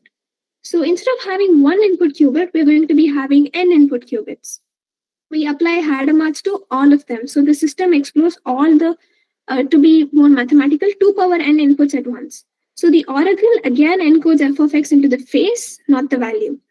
Then we apply Hadamards again to all input qubits. And if the function is constant, all qubits will collapse to 0. And if the function is balanced, the result can never be all zeros because it's going to be a combination of zeros and ones. So it's just the same idea as Deutsch, but it's just expanded into a multi-dimensional view. And so in one query, we learn something that would take exponential time classically. So I would like to emphasize on the phase kickback and global state encoding again, because that is going to be repeated again in Grover, in QAOA, and even in the Shor's algorithm. So the oracle marks each input with a tiny phase shift. Then the Hadamard gate acts like a spotlight. They convert the invisible phase information into a visible measurement pattern.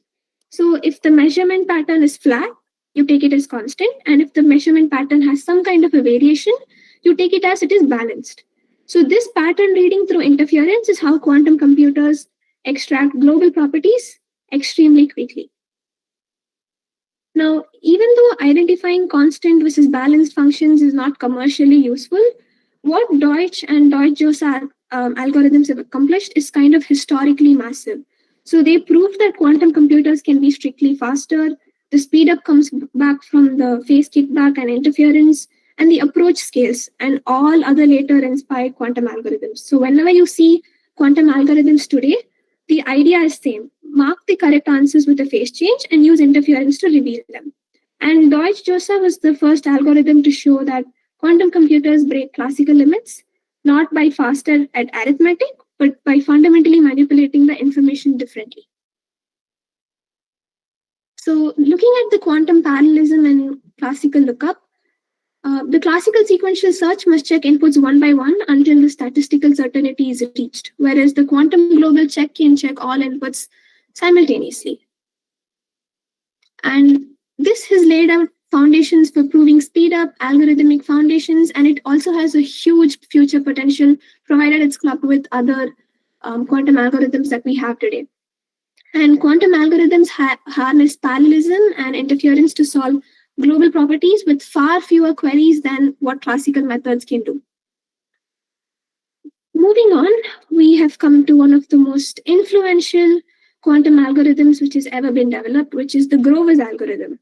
So this algorithm is important because it solves a very fundamental problem that appears everywhere in computing, searching an unstructured space. So let me clarify what unstructured means. If I give you a sorted list, you can use binary search. And if I'm going to be giving you a list with patterns, you can use hashing or you can use indexing. But what if I give you a list where there is absolutely no structure, no order, no pattern? Then the only classical strategy which you might think of is checking the items one by one, and that's going to be taking linear time. So if there are n elements, you're going to be having big O of n checks. And Grover sort of completely changes this picture. Instead of needing n steps, Grover can find the answer in just root of n steps. So that's like more quadratic speed up. And which it might not sound very dramatic as exponential, but for many real world problems like cryptanalysis, optimization, and database lookup, this is a massive jump. And most importantly, Grover introduced a technique that shows up in several modern quantum algorithms, amplitude amplification. So coming back, we are going to be seeing how the idea of classical unstructured problem works. So as you can see in an example here, a detective who's trying to find one liar among 1,000 suspects. So in a classical world, a detective would need to question each one of them, which is very tedious. But then in the quantum world, as it might sound repetitive, he can question everyone at once. So the liar's response slightly flips a tone change, and you can figure out that there's someone who's lying just with their tone shift. And then through interference, the truthful answers will cancel out and the liar's response grows louder until you can find out that it's going to be standing out unmistakably. Now, to give you a more intuitive understanding of amplification, imagine you're using noise cancelling headphones. So the microphone listens to all surrounding sounds and it generates an opposite wave to cancel the unwanted noise. But imagine there is one specific frequency you want to keep, say someone's voice. You're sitting at your home and you want to listen to one of your parents' voice to just check if they're calling you. So if the cancellation system flips the frequency and the phase of that incorrectly, the amplifier which is present inside, it's going to boost that one frequency instead of cancelling it. So Grover's algorithm works the same way. The oracle flips the phase of the correct state, while the diffusion operator behaves like an amplifier that boosts the flipped frequency. Now, repeating the cycle makes the correct frequency dominate the output. So this is amplitude amplification, where you keep the useful signal cancelling the rest of it. Now, formally, we're given a function f of x that outputs 0 for all unmarked outputs and 1 for exactly marked output. Now, Grover's algorithm finds the x such that f of x is equal to 1. And what's the catch? We treat f of x like a black box. We can only query it. And the possible goal is to find the marked item with as few queries as possible. That's why Grover's is a query complexity algorithm, just like the one we saw before, the DAY-2 algorithm. But this time the problem is kind of more practical. So this is just going to be a glimpse of how the circuit looks. We start Grover's algorithm by putting all qubits into a uniform superposition, as you can see here. And this is done by applying a Hadamard gate to each qubit. Why? Because the algorithm needs to treat all possible answers equally at the beginning. We don't want to be biased. Now, all states start with the same amplitude as well. So think of it as distributing your probability evenly across all possibilities before you start amplifying the correct one. Now, the oracle, which is also the phase flip, is going to be the famous black box in Grover. So the oracle is a unitary operation that identifies the solution, but it does so in a very quantum way. Classically, you would return 1 or 0. So in quantum, as you may know, it's going to destroy the superposition. So instead, this oracle performs a phase flip. If X is not the correct answer, do nothing. But if X is the correct answer, you multiply the amplitude by a certain number. So this is crucial. The oracle does not give you the answer. It only changes the sign of the amplitude. So usually when you multiply, it's done by multiplying it with a -1. And it only changes the sign of the amplitude. So that sign change is exactly what triggers the amplification here in the next step. So it's like the oracle places a tiny invisible tag on a correct answer, a tag which you cannot directly observe, but which... Now, the diffusion operator, which is going to be the amplification operator, is going to be the very key term here. So this is what makes Grover very special. The diffusion operator is sometimes described as inversion about the mean, but let me explain this in simple terms. After the oracle flips, the sign of the mark state that the amplitude becomes slightly below the average of all amplitudes, the diffusion operator then reflects all the amplitudes around the average. So what is the result of this? The correct answer's amplitude will jump above the average, and all the amplitudes which might not be correct will slightly have a dip. So this is amplitude amplification. But if we repeat the process around for root n times, the marked state's amplitude becomes overwhelmingly larger than the others. So this is going to be like the heart of Grover. Each iteration increases the chance of measuring the correct answer. Now again, moving on to the circuit explanation on the right hand side, we have to, I'll sort of break down the diffusion operator here as well. So initially you have the initial state preparation, you apply Hadamard gates to all the circuits, and you move this into a basis where it's easy to perform the inversion. And then you apply X gate to flip all the qubits. So this will flip Ket0 to Ket1 and Ket1 to Ket0, repositioning the states so that the next step can reflect the amplitudes correctly.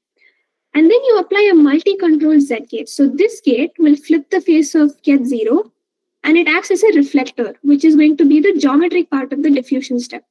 And then you undo all the X gates on all the qubits, and this will restore what the original computational basis was before you started the experiment. And once you're done with that, you apply the Hadamard gate again. So this will bring the system back into amplitude distribution, where the marked state now has a slightly higher amplitude when you measure it here. So the diffusion operator is literally a carefully crafted reflection operator that boosts the amplitude of one marked state. So every block in the circuit has a purpose. So if you're going to be rekindling it back, Hadamard is going to be working as a switch basis. X is just to reposition the states. Multi-Z is to apply the reflection. X is to undo and to restore. And Hadamard is to return to searchable basis. Now, after one round, the marked state is only slightly amplified. You're not going to see much of a difference. But if you repeat the oracle plus diffusion pair, the marked state becomes more dominant. So you repeat it too little, it means the amplitude is not high enough for you to see any considerable change. But if you repeat it too many times, you overshoot and the probability goes down again. So Grover has an optimal stopping point. And once you're done with that, you have to measure. So finally, once the probability of the marked state is sufficiently high, we measure the qubits, which is what you can see here. Because the algorithm has amplified the correct state's amplitude far above what the others, you have an average and you have where it's been amplitude. So the measurement returns the correct answer which is having the very high probability. And a few points to note here is that Grover's works even if there are multiple marked states. So the math slightly changes, but the amplification principle is identical. And Grover is optimal, and it is proven that no quantum algorithm can do unstructured search as good as Grover as of now. And Grover generalizes to other tasks as well. So there is an entire field called amplitude amplification, which is Grover's ideas in quantum machine learning as well, and in Monte Carlo estimation. So Grover is also cryptographically impactful. So any classical cryptographic scheme relying on brute force search must double its key sizes to resist Grover. So in essence, we start with all possibilities, mark the correct ones with the phase flip, and repeatedly amplify its amplitude until the phase becomes overwhelmingly likely outcome. So that's going to be the essence of Grover's algorithm, and just a few applications might include finding a lost phone number in a massive unsorted contact list, or identifying a fraudulent transaction, or looking up a word in an unorganized dictionary instead of just flipping through every page. So moving on from here, we have the next interesting algorithm, which is quantum teleportation. So to start with, probably a question for all of you to ponder on. Suppose you're given a qubit in a state that you do not know. You can't measure it because that will destroy the very state you want. You can't copy it because the quantum mechanics forbids copying unknown states. And you can't directly send the qubit if your channel is noisy or if it's not trustworthy. So here's the challenge. How do you transfer a quantum state you cannot look at, cannot copy, and cannot physically ship in a reliable way? So classically, this sounds hopeless. Quantum mechanically, we can have a protocol that exactly does this. We make the state disappear at the sender's side and reappear perfectly at the receiver's side without the state ever traveling. So now this is going to sound like just words thrown, but you might be able to get the grasp of it as we keep exploring this as well.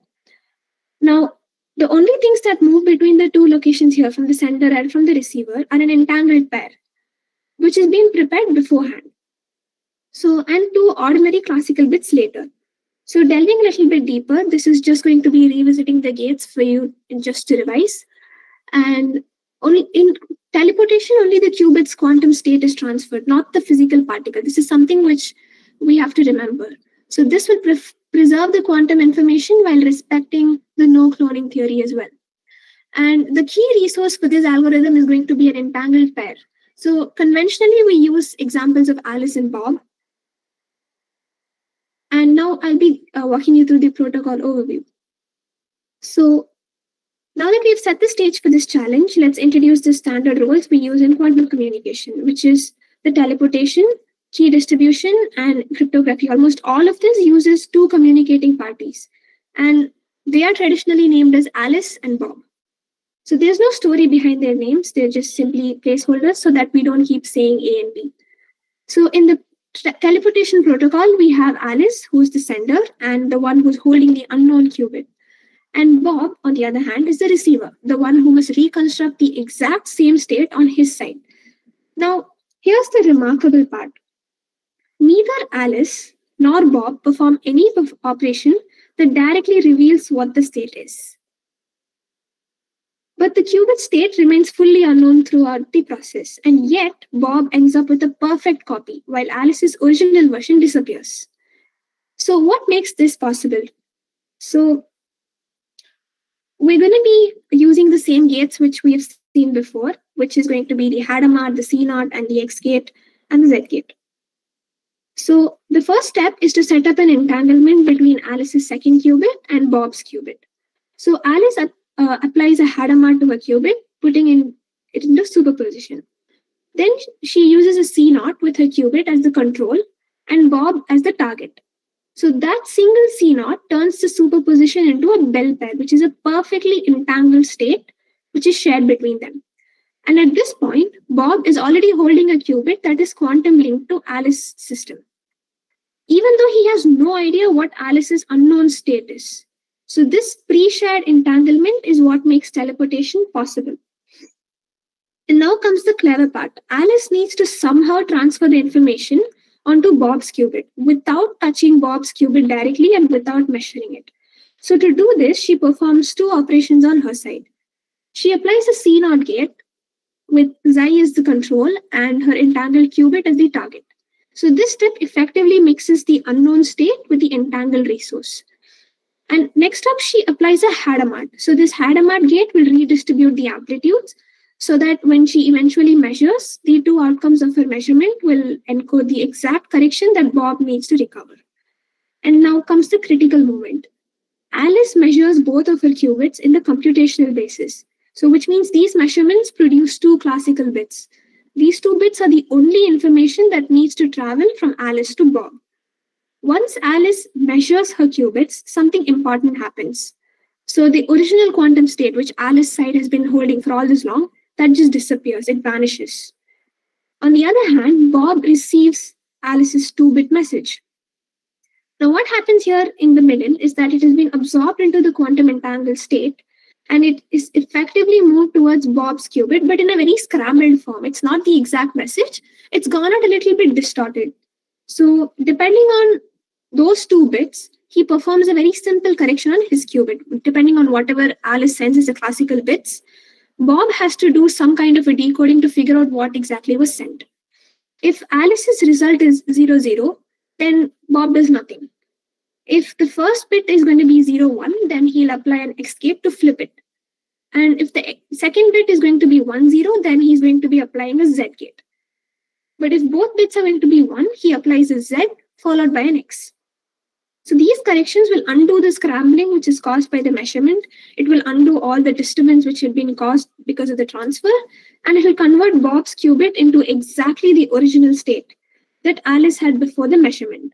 And that's the entire teleportation protocol. So there is no copying, there is no direct transmission of the qubit, and the information flows through the entanglement and is finalized using 2 classical bits. So the moment Bob recovers the state, Alice no longer has it. Perfectly consistent with the no-cloning theorem. To make it a little bit more digestible, think of Alice having a password she herself doesn't know. She can't read it, she can't copy it, she can't send it directly. But she and Bob share a special sync device. So say if Alice performs certain moves on her device, the same pattern gets reflected on Bob's device, but in a very distorted way. Now Alice mixes the unknown password with her device pattern. And when Alice checks her device, she only learns 2 simple clues. The clues do not reveal what her password is, but they just tell Bob how he should unscramble his copy and how he can get to know what the password is. Now, Bob uses those 2 clues to undo the scrambling. He first presses the 2 possible fixed buttons on his device, which is basically the X gate and the Z gate. And now once he applies the right combination, Bob's device now shows the exact password which Alice started with, even though Alice never knew what it was and she had never sent it. Now, as elegant as teleportation is, it does come up with some applications as well as some flip sides. So the applications in quantum networks includes quantum internet backbone, where teleportation moves states between nodes, enabling entanglement swapping, and it also uses its long distance entanglement distribution through repeaters. We have quantum repeaters which perform this algorithm. And it is also used in quantum cryptography, where it underpins protocols for secure key distribution, and it delegates quantum computation with theoretic security. Now, coming to its limitations and practical challenges. Teleportation requires you to have entanglement beforehand. So you cannot create entanglement on the fly just before you send it. It has to be prepared well beforehand because it has to fly distant locations, and it cannot do so without having a quantum channel. So you have to first establish a reliable classical communication channel because Bob needs Alice's 2-bit message to complete the protocol. So again, just to revisit, once the transfer is done, it only goes as the classical bits, which Bob has to use to decode whatever was sent. It's not the qubits which is being sent. Now, that essentially means that teleportation does not allow faster than light communication because the classical bits still obey relativistic limits. And additionally, the success of the protocol depends entirely on how cleanly the entanglement is shared. Any kind of noise in the initial entangled pair, it will directly deteriorate the fidelity of the teleported state. So despite these limitations, teleportation is going to be the backbone for quantum networking. And like I said, it's being used in quantum repeaters, long distance quantum communication, and other fundamental component of the future quantum internet. So whenever two distant quantum devices need to exchange states without directly moving qubits, teleportation is going to be the tool which we are all going to be relying on. Moving on, we have the quantum optimization algorithm, which is also the QAOA. So now we're going to be stepping into one of the most practical algorithms for the near-term era of quantum computing. So unlike the algorithms which we have seen so far, QAOA does not aim for an exact mathematical answer. Instead, it focuses on something far more realistic. Good solutions to hard optimization problems, where finding the perfect solution may be impossible classically within reasonable time. So for the example, this may include problems like finding the best way to partition a graph, solving scheduling constraints, choosing the most optimal routes, or any kind of situation where you're trying to make the best practical configuration of the many possibilities which lie out there. Now, here we have the core motivation is to leverage short depth quantum circuits, which is suitable for near-term devices, and to provide a framework that combines hardware and classical optimization. So this is going to be applied in many problems like the scheduling problem, routing, portfolio selection, and these going to be having solution spaces that grow exponentially. So classical search is going to be very exhaustive and so to say even more impractical. So there are two key concepts which are going to be used in the QAOA as well. And once you understand these two, the entire algorithm sort of starts making sense. So first we have the cost Hamiltonian. So this is simply a quantum version of the objective function you want to optimize. So in machine learning, where we have an objective function where we optimize. So similar to that, if you're trying to have an objective function which you intend to optimize, that is going to be the cost Hamiltonian. So if you're trying to cut a graph or maximize some sort of a score, the score which you use is encoded into a Hamiltonian. States that represent better solutions, they receive a more favorable phase, and states representing bad solutions get an unfavorable phase. And next we have the mixed Hamiltonian. So the cost Hamiltonian alone is not enough because it does not let the system move between candidate solutions. The mixed Hamiltonian does exactly that. It spreads the quantum state across different configurations so that the algorithm can explore multiple possibilities rather than just getting stuck in one region. So in brief, the cost Hamiltonian says which solutions are good, and the mixed Hamiltonian says how we can move about between them. So these two together form the backbone of QAOA. Now, it's like having two dials where you have one dial which rewards good configurations and the other dial which forces you to keep exploring. And at its core, QAOA is very simple. You represent every possible solution of a problem as a quantum state, and then you repeatedly push the system forward for better solutions while ensuring that you don't lose the ability to explore. So it's not just enough for you to find out one solution. You will want to explore all solutions, and that is exactly what QAOA does. First, we pull all the qubits into a superposition, and this means that the quantum computer is holding all possible answers at the same time. Every single configuration of zeros and ones that could solve your problem. Now, the algorithm begins its work through two operations applied again and again, which is the cost operator and the mixer operator. Revisiting again, the cost operator encodes the actual problem you want to solve. If a configuration is a bad solution, the cost operator rotates its face in an unfavorable direction. And if it's a good solution, the operator rotates it in a different, more favorable direction. So the key point here is nothing is measured here, but the internal phase relationships between the solutions will change in a way as to how you're going to represent how good each solution is. Now, the mixer operator, if you applied only the cost operator, then that is not going to be of much use. You have to apply the mixer operator following the cost operator. So here, the system would just sit there if you apply the cost, but the mixer operator is applied next because it's going to rotate each qubit, which means it moves probability from one configuration to all the nearby configurations. So this is just going to encourage sort of exploring whatever space you have. So states that were having low probability in the beginning of your experiment might now get a chance, and states that were very high probability, they kept getting the chance, they might be a little bit toned down. So it prevents an algorithm from getting stuck, and it ensures that the system can roam around the search space such that all of the instances are being given a chance, and it's not biased. Now, putting them together, when you apply these two operators alternately, cost then mix, the quantum state starts to evolve in a very specific way.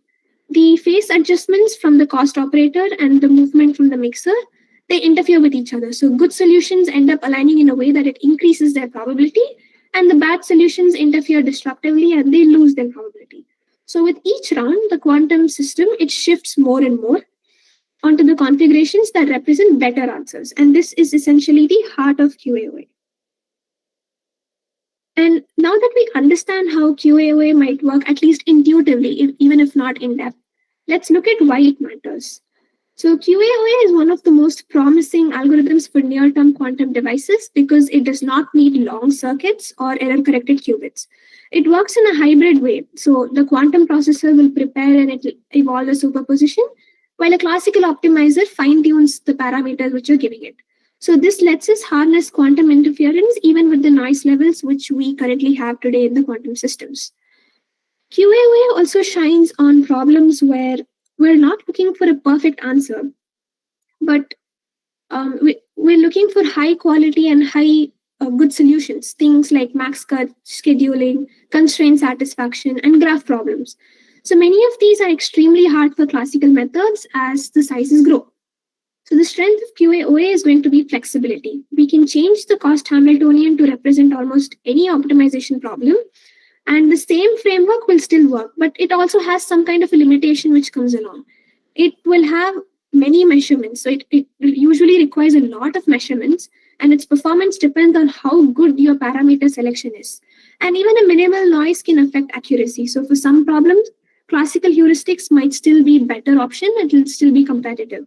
So even so, QAOA remains a leading candidate for demonstrating practical quantum advantage because it fits today's hardware and it connects directly to real industrial optimization tasks.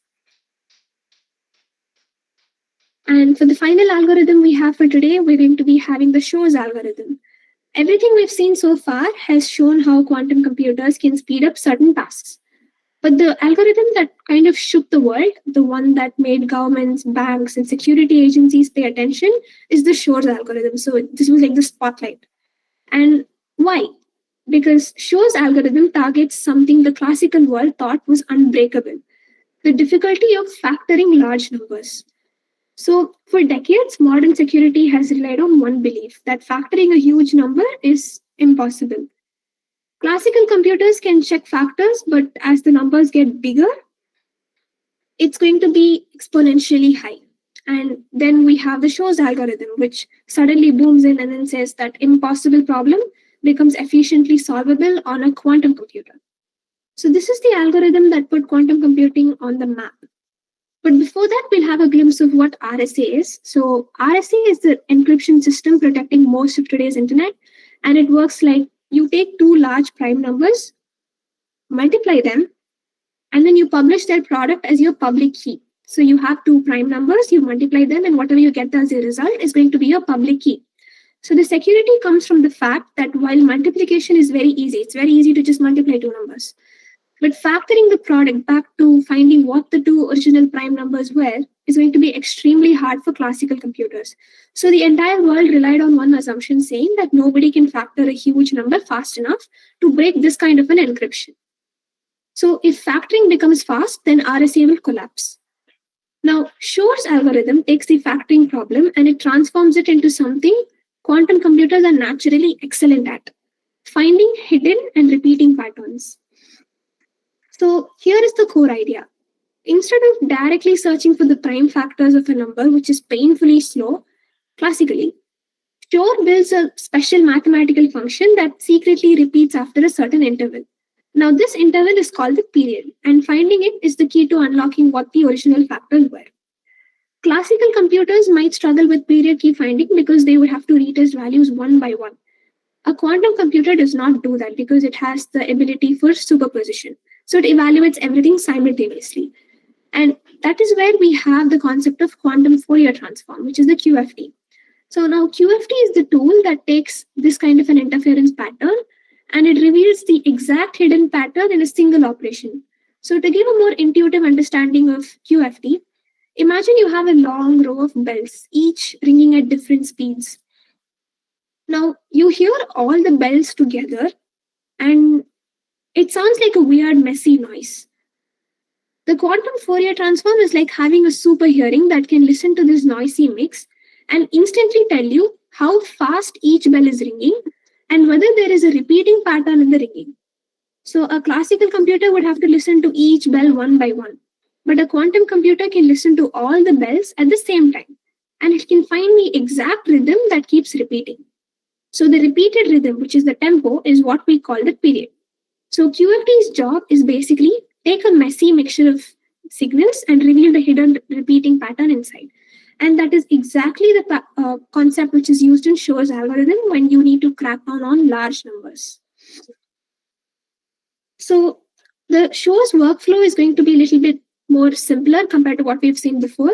So you pick a random number and you turn factoring into a periodicity problem. And then you create a superposition over many values and you look for a pattern. You keep multiplying the number by itself and you will notice that at one point of time, the numbers will start repeating and that repetition length is called the period. And then you evaluate the periodic functions for all the values in parallel and you use the QFT to extract the hidden period.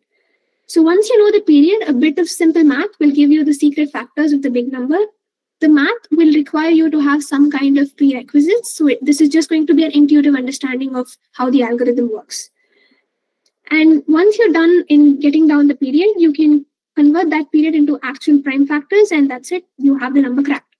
So the quantum computer's only job is to finding what that period is. The rest, including every final factor calculation, is classical and it's kind of very straightforward. Now, you can think of the function which Shor uses like a very long cake, which you can see here. So it has different layers of nice flavors. So each slice has a flavor and the flavors repeat in a fixed cycle. Maybe it's chocolate, vanilla, and so on. So the challenge is how long is that cycle? A classical computer will taste each of these slices, the pink, the yellow, the green, one at a time. But because you're going to be using the quantum advantage, you're going to be having the quantum Fourier transform, which is going to instantly reveal the cycle length, which is the period and the pattern. So the period or the pattern will directly lead you to the factors. Now, Qiskit isn't just essentially just meant for algorithms, but it's a scientific toolkit. So be it quantum chemistry, material science, and fundamental physics, all of this lies on the fact that quantum systems grow too complex for classical simulation. So Qiskit lets us explore these systems directly. Usually researchers use it to simulate molecules like H2, and you also estimate ground states energies with VQE, which is variational quantum encoders, and even study how entanglement works in many body systems. So this is where quantum computing becomes a laboratory, a place to test molecular interactions, design new materials, and to push our understanding of physics, long before we build anything in the real world. And the best part of all of this is that you don't have to stop understanding at the algorithms. You can actually run them yourself. Now, it's essential for us to know what's happening right now in the world because quantum isn't just academic anymore. Companies and countries are already running real pilots and deploying quantum processors. So, for example, the HSBC, they recently partnered with IBM to test quantum-enhanced bond trading strategies. And the results were eye-opening. They achieved up to, I think, 34% improvement in predicting trade fills compared to the classical models which we have today. And this is the kind of edge financial institutions actually care about. And closer to home, we have the QPI AI in India, which just unveiled their 64-qubit Kaveri quantum processor. It's India's most powerful chip yet, and it's designed not just for research, but for commercial use in optimization, cryptography, and AI workflows by 2026 positively. And that's a significant milestone for India's quantum roadmap. And even more exciting, we have IBM, which is setting up a quantum computing center here in Amravati, where a 156-qubit Heron processor will be installed. And this isn't just a demo unit, it's a full-scale quantum system meant to serve industry, academia, and government projects right from our own region. Now, Qiskit has one of the most open learning ecosystems in the quantum world. So for anyone who's wondering how to start learning quantum computing and where to look for resources, then the go-to place would be the IBM Quantum Learning Platform. You have the Qiskit textbook, which walks you through every concept step by step, and the IBM Quantum Lab, where you can code directly in the browser. And like our previous resource person had informed us, you can download it on and install it on your Jupyter notebooks, and you can run through the simulations right at the comfort of your home. And every algorithm which we discussed today, be it DAY, JOSA, Grover, QAOA, all of them already have a complete example notebooks on this platform. And you can open them, modify them, visualize the circuits, and even send them to real IBM quantum hardware. So whether you're just starting or you're already doing research, Qiskit gives you everything: explanations, code, simulators, and a global community where you can learn with and contribute to. So thank you so much. And I hope there was something which you sort of took away from this session. So I would like to conclude my presentation here. Thank you so much. So thank you, Aditi. I hope you can take one or two questions from the participants. Yes, sir, sure. Yeah, any Madam, questions? for active community, what is the procedure to join? And if initially, just to get to know all of the news articles or happenings, we need to be there, or we need to serve or volunteering to the IBM community, or what is the first step to step into IBM community, Aditi madam?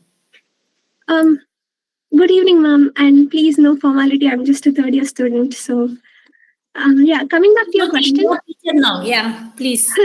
Coming back to your question, to be able to take part in the quantum community, there's something called the Qiskit Advocate Program. And you have two ways of getting into the program. So one is through the Qiskit Global Summer School, which happens in the month of July to August every year. So it might have some kind of variations. It will mostly range between June to September, not beyond that. So it will be a program which is going to be held for 2 weeks. So if you're going to be participating in the summer school and you're going to be having sessions, the code part given, and you participate in the sessions, and you have to, I think you'll be having 4 core labs. And once you're done with the core labs, you'll be eligible to get an excellence badge. And with that excellence badge, you'll be eligible to apply for the Qiskit Advocate Program. Another way to get through this is Qiskit Advocate Program has now introduced another way of getting into their community, which is attending 2 of their exams. So I think one of it is going to be based on quantum machine learning, and one of it is the fundamentals of quantum session. So you'll be required to go through their materials, give a test, and it'll be a test out of 20 scores, I suppose, 20 marks. And out of that, you'll have to get more than 16 for you to pass. And with that badge, you can apply for the Qiskit Advocate Program. And essentially, if you would like to serve in the quantum community, I think Qiskit Advocate Program is going to be a very huge start for anyone who's looking out for serving in the community. And to address the volunteering question, you can volunteer in these kind of sessions where you'll be organizing a Qiskit Fall Fest, or if you're going to be doing really good, you'll be given a chance to mentor. So all of these will add up to your profile as well. So this is how you can essentially contribute to the quantum community here at IBM. I hope that may get the links for the online examination, what you have mentioned. Sure, ma'am. Can I send that in the WhatsApp group if you're there in this link? Yeah, sure. Thank you very much. Yeah, thank you.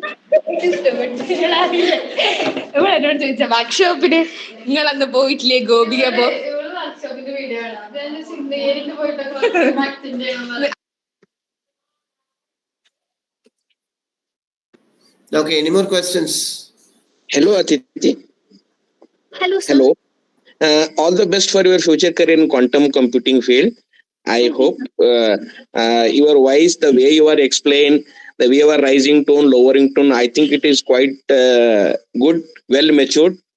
All the best for your career. And you have mentioned one, that is quantum internet. Yes, sir. Do you have any idea? Because I am very new to this, that I know that what is internet, what is this mechanism to work, to have any idea. Because of the internet only we are hearing you and we are watching you. Okay. So when I mentioned quantum internet, I don't mean a faster version of today's Wi-Fi. So it's kind of the one which uses quantum states instead of the classical bits to connect to devices. So the classical internet, it sends zeros and ones through cables, radio waves, or fiber. But the quantum internet, it sends qubits, or it uses entanglement shared between distant locations to enable tasks that classical hardware it cannot do right now. And one of the biggest advantages is the security, because if you try to intercept a quantum message, the act of observing it, it will change the state. And both the parties immediately know that the communication was tampered with. So this enables provably secure communication using protocols like QKD. So for someone who's interested in exploring quantum internet, QKD is going to be a very nice place to start from for you to explore the concepts behind quantum internet. And again, moving back, we have the teleportation, which is possible through quantum internet. And you also have distributed quantum computing, just like how we have normal. All the participants and NIT Puducherry, I would like to extend my heartfelt thanks to Aditi for the insightful and inspiring session titled Discovering Quantum, How Algorithms Meet Real-World Applications with Qiskit. Session was much more than an introduction to quantum. It was a journey into the future of technology, actually, I would say. So Aditi, you took a topic that is often considered abstract and complex and made it approachable, engaging, and deeply relevant. So your clear explanations of quantum principle and your demonstration using Qiskit and your ability to connect quantum algorithms to real-world problems has given us a new level of appreciation for the field. So we are especially grateful for the practical insights you shared, how quantum computing is evolving, the importance of hands-on and experimentation, and how tools like Qiskit empower developers, research, and enthusiasts to begin contributing today. So your passion and clarity have sparked curiosity in everyone here. Thank you for your time, effort, and enthusiasm you put into delivering this session. We live not today only for more informed, but truly inspired to explore the quantum world further. Thank you, Aditi. Thank you so much, sir. Thank you, everyone. And now it's time for the last session of the day 2. We have Mr. Rohit, who's a full stack developer, Qiskit advocate, and is also a sophomore for SSN College of Engineering, Chennai, and who is also very much enthusiastic technologist with a strong foundation in software development, AI, Internet of Things, and mobile application development. His passion lies in blending hardware and software to build intelligent and impactful solutions that enhance real-world accessibility and usability. As a Qiskit advocate at IBM Quantum, Rohit is actively contributing to the global quantum community through knowledge sharing, workshops, and collaborations. He holds Quantum Excellence Badge and has successfully completed multiple IBM Quantum learning resources, which strengthen the skills in quantum circuits, quantum algorithms, and Qiskit programming. His growing expertise in quantum computing reflects his commitment to advancing next generation technology. Now it's time for the third speaker, Mr. Rohit. Over to you. Good evening, everyone. Am I clearly audible? Yeah, you are audible. Yeah, sir. I'm just sharing my screen now. Yes, please.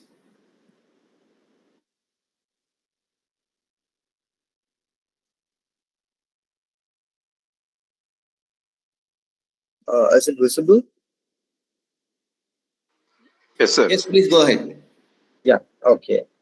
Thank you, Akosa, for this kind introduction. And my name is Rohit, and I'm a Qiskit advocate at IBM Quantum. It's real pleasure to be here at the Qiskit Fall Festival, surrounded by so many curious minds who are passionate about the technology and innovation.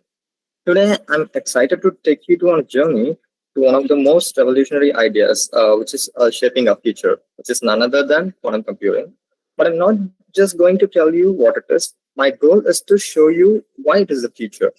Because for the biggest industries to the sharpest researchers and the global race to build these machines, what is so special about this technology and what makes it worth to incredible investment? So we can understand by learning all of this by my slide. Today, it is an agenda for establishing the need for change. We'll explore the fundamental classical computing barriers because we have to know what is happening for the current technology to be look forward to a newer technology, and both physical limits and the algorithmic limits of the computational itself. Next, we'll dive deep into the understanding of the quantum computing, and at the core of the talk, we'll cover the 3 quantum powers, learn how to write the quantum programs, and I will walk through the 3 live example demonstrations. After that, the timeline of the quantum, how it is going to evolve and made into real missions. Finally, we zoom out the modern landscapes.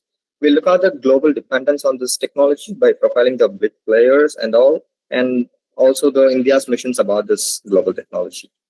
So let's get started. So we are about to explore a technology that will truly reshape our future. The biggest question is why? Why is the quantum computing suddenly the highest priority of the major corporations and the entire nations? Why all researchers to industries all pivoting to this new field? What is so special about this, and it is really worth the hype? To answer this, we have to reframe the question. So the story of the quantum computing doesn't start with a new mission. It starts with the end of the current one.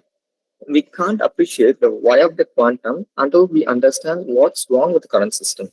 What are the problems that our classical computers, which served us so faithfully, powered from the smartphones to the artificial intelligence now we are using so faithfully, it simply can't solve?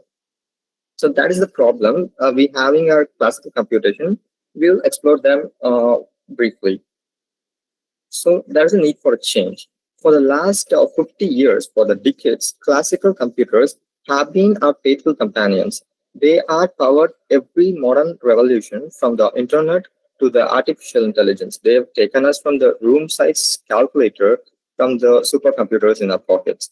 So, but now, for the first time, it is going to hit the wall. In fact, they are hitting the 2 walls at distinctly, both the physical wall and the computationally, which is algorithmic. So the second wall is computational. We are encouraging a class of problems that are algorithmically impossible, as well as the physical impossible for the system to be solved. So the overall complexity is the fail of the classical computation, the optimization problems, as well as in the many real-world problems like factorizing a large important number, or to be logistic optimization.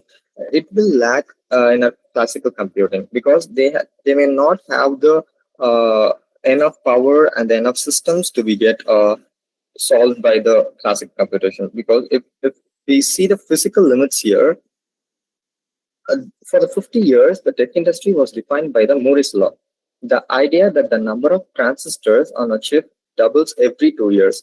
Murray is a co-founder of the Fairchild Semiconductor and later became the co-founder of the Intel Corporation. He defined that law, the idea of the number of the transistors could be doubled up every 2 years. This is why our phone is 1,000,000 times more powerful than the Apollo guidance computer. But that law is dead. Why that law is dead? Because at 1970s to 1980s, we have the transistors of like 50 micrometer sizes, but which now shrunken to just 2 nanometers, which is a single silicon atom is just 0.2 nanometer, just 10 times bigger than that. We have our transistors now. So this is gonna big problem of the classical computers, because at these nanometer scales, the transistors cannot behave as classical behavior. It will go under through the quantum behavior. That's what these 4 problems can occur due to the Moore's law. So first of all, the quantum tunneling effect. Electrons, we know actually electrons are quantum particles. When the transistor's gate is only a few atoms thick, the electron is just tunneled right through it. I don't know how many of you know this year's Nobel Prize in the physics department is given to the scientists who have proved the quantum tunneling effect only. So they have proved quantum tunneling is not just a theory, but it is a practical one. So yeah, this is the problem of the current classical system, because at this nanometer scale, the transistors does not able to follow the classical behaviors. It will go under to the quantum behavior. And the next one is heat dissipation crisis. Packing more transistors conducts more heat. As the transistor's density increases, the amount of heat it will transfer is also increases, which is not able to control in our classical computations because it will lack the power of coolant. It will need more coolant or more technology, which is not able to give in our current era.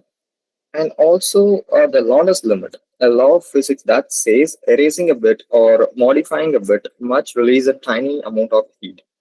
Well, yeah, that's the same one. And also, law has also defined that the amount of energy will release because we are working inside the software side. But actually, if we delete or something modification happens in the software side, actually it is a hardware one. The classical bit may be changed to 0 or 1. Something happens inside the hardware, which is also the possible of releasing the heat, which is also a problem. And also here comes the von Neumann bottleneck. He describes actually the CPU and the memory, which will transfer this bits, have the limitations. Regardless of how much of the CPU is bigger, how much of the memory is bigger, they transfer at the certain limit speed. So actually, if we take into the artificial intelligence or a big data, which consists of billions of data sets to work upon to give a results, which will not currently possible with these limitations. So these are the physical limitations are facing our classical computation, looking forward to for a new technology. And here comes our algorithmic complexity.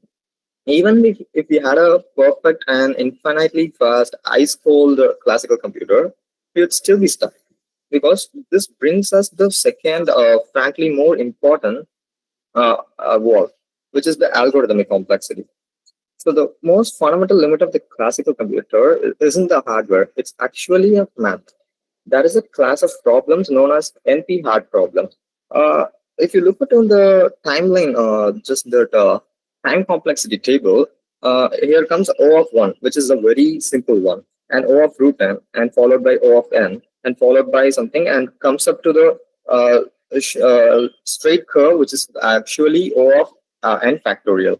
O of n factorial is considered as the really hard problems by the experts who are actually be solving the problems. They may lack the algorithm for that. They may lack the solution for that actually. So they consider that problem as a NP hard problem. This is the definition of NP hard problem, which is having a complexity of n factorial or 2n. For example, if you take a problem consists of n variables, these solutions are having n factorial. So that much of the problems are impossible to solve because we may lack the resources. So that are the algorithmic complexity. Let's take a look into the examples to understand this. This is a most popular problem in the logistics called travel salesman problem. The question is simple. Given a list of cities and distances between them, what is the shortest possible route that visits each city exactly once and return to the start? This is the core problem of the logistics and package delivery and even designing the circuit boards. So here you may see if you have 4 cities, A, B, C, and D, it will have the possible routes of 4 factorial, 24 possible routes. So our classical computer has to search on this every 24 routes and then to find what is the shortest route. So if we have 4 cities, it is only just 24 routes we may easily can solve. If we just add 6 more cities to make it as 10. Now, just you see the table, just the 10 cities having 1,81,440 possible routes. Actually, 10 factorial value is some 36 lakh, but to easy the problem, we'll take only this unique routes to make it as to give a solution which is approximate. 1,80,000 that itself having the 1,81,440 routes. So the classical computer have to search upon this 1,81,000 routes every single time, iterate to each to this 1 lakh routes, and then to form an answer which is also approximate. If we just add 10 more cities, 20, the factorial is not able to read actually. Yeah, 2.4 quintillion. So from the quintillion is not having the much of classical computing resources to search this problem to identify the solution. So we are having the algorithms, but they are not feasible with the higher for the higher higher cities, actually higher variables. These are all the approximation solution for the higher ones. Just it will work upon to the some of those cases. So we are liking that only. Uh, Here you may see the real one. The FedEx company reported 17 million packages they have reported per day, which is 17 million. Is they have to solve this problem. How do they do it?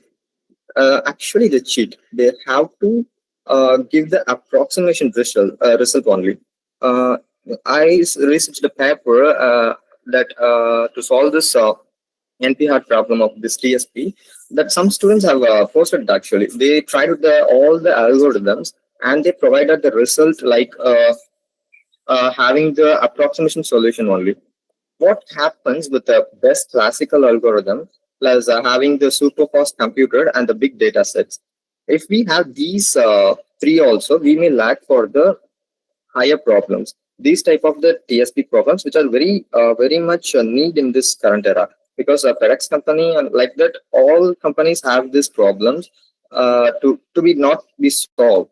So these are the algorithmic complexities and the physical complexity are facing right now. This means right now our entire global economy, our logistics, our drug discovery, and our final markets is running on a suboptimal answers, which is like approximating the answers, not giving the accurate answers.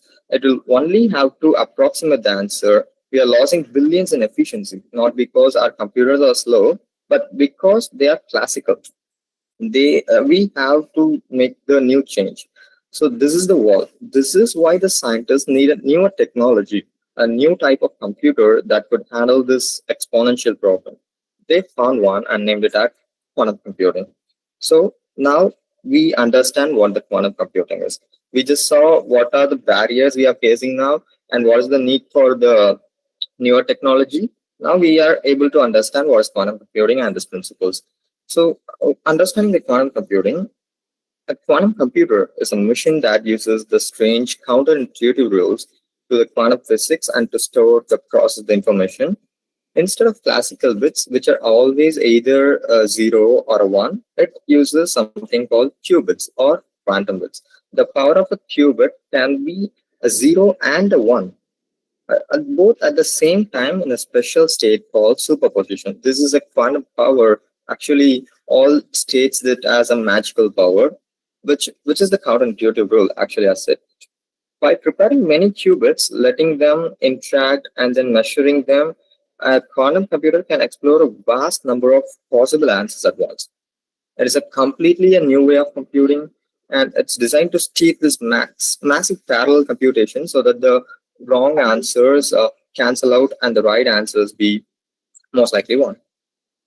So this is what is makes much faster for the specific problems like searching or factorizing. As I said, the NP-hard problem are easily can be solved with a quantum computer, with this technology, with its magical power. It's solved easily. So here, the fundamental differentiation between the classical and the quantum ones lies in between the bits. Actually, a classical bit, which we can call a 0 or a 1, like flipping the coin. Just it has only a heads or a tails. So quantum bits, when we take the same coin and we flip it in the coin, while it's flipping, we can't able to show whether it is a 0 or a 1. While we have to slap our hands down and see the results, then only we can able to see the results like it is 0 or 1. So while in the flipping, we can't able. It is like having the both 0 and 1 at the same time. This is the difference of a qubit. The classical bit is like 0 or 1. Qubit is like 0 and 1. So the quantum power I want to tell is the superposition.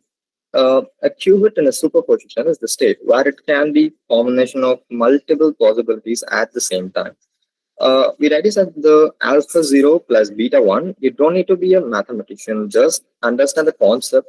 Like alpha and beta are the complex numbers that describe the probability or amplitude. Just alpha and beta are the complex numbers. They define the probability of finding the qubit in the state 0 or 1.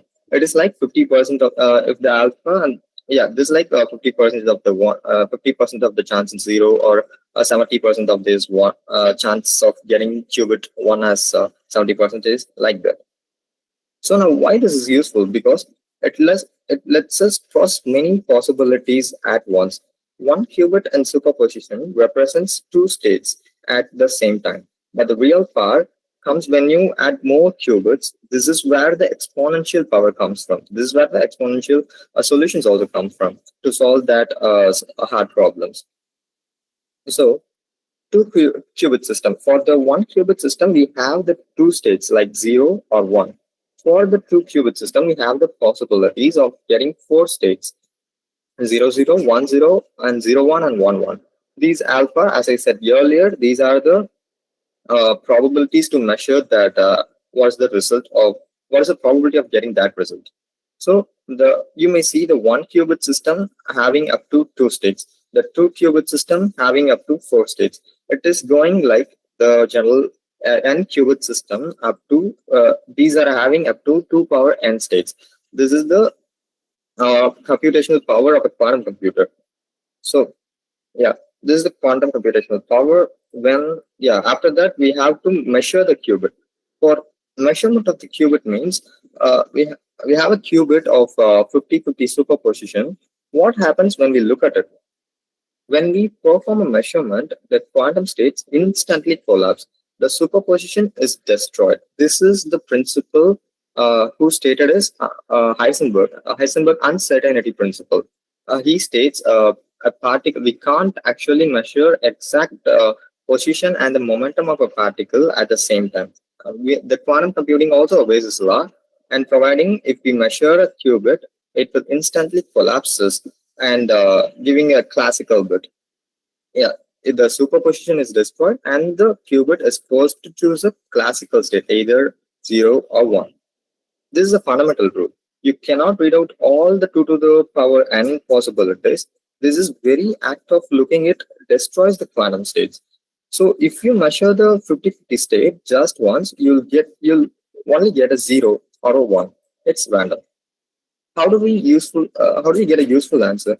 We have to run the exact same circuit thousands of times. This is called taking shots. So if we run a 50-50 circuit 1024 times, we'll get a result of like a histogram. We'll get a 0 roughly 512 and 1 roughly 512.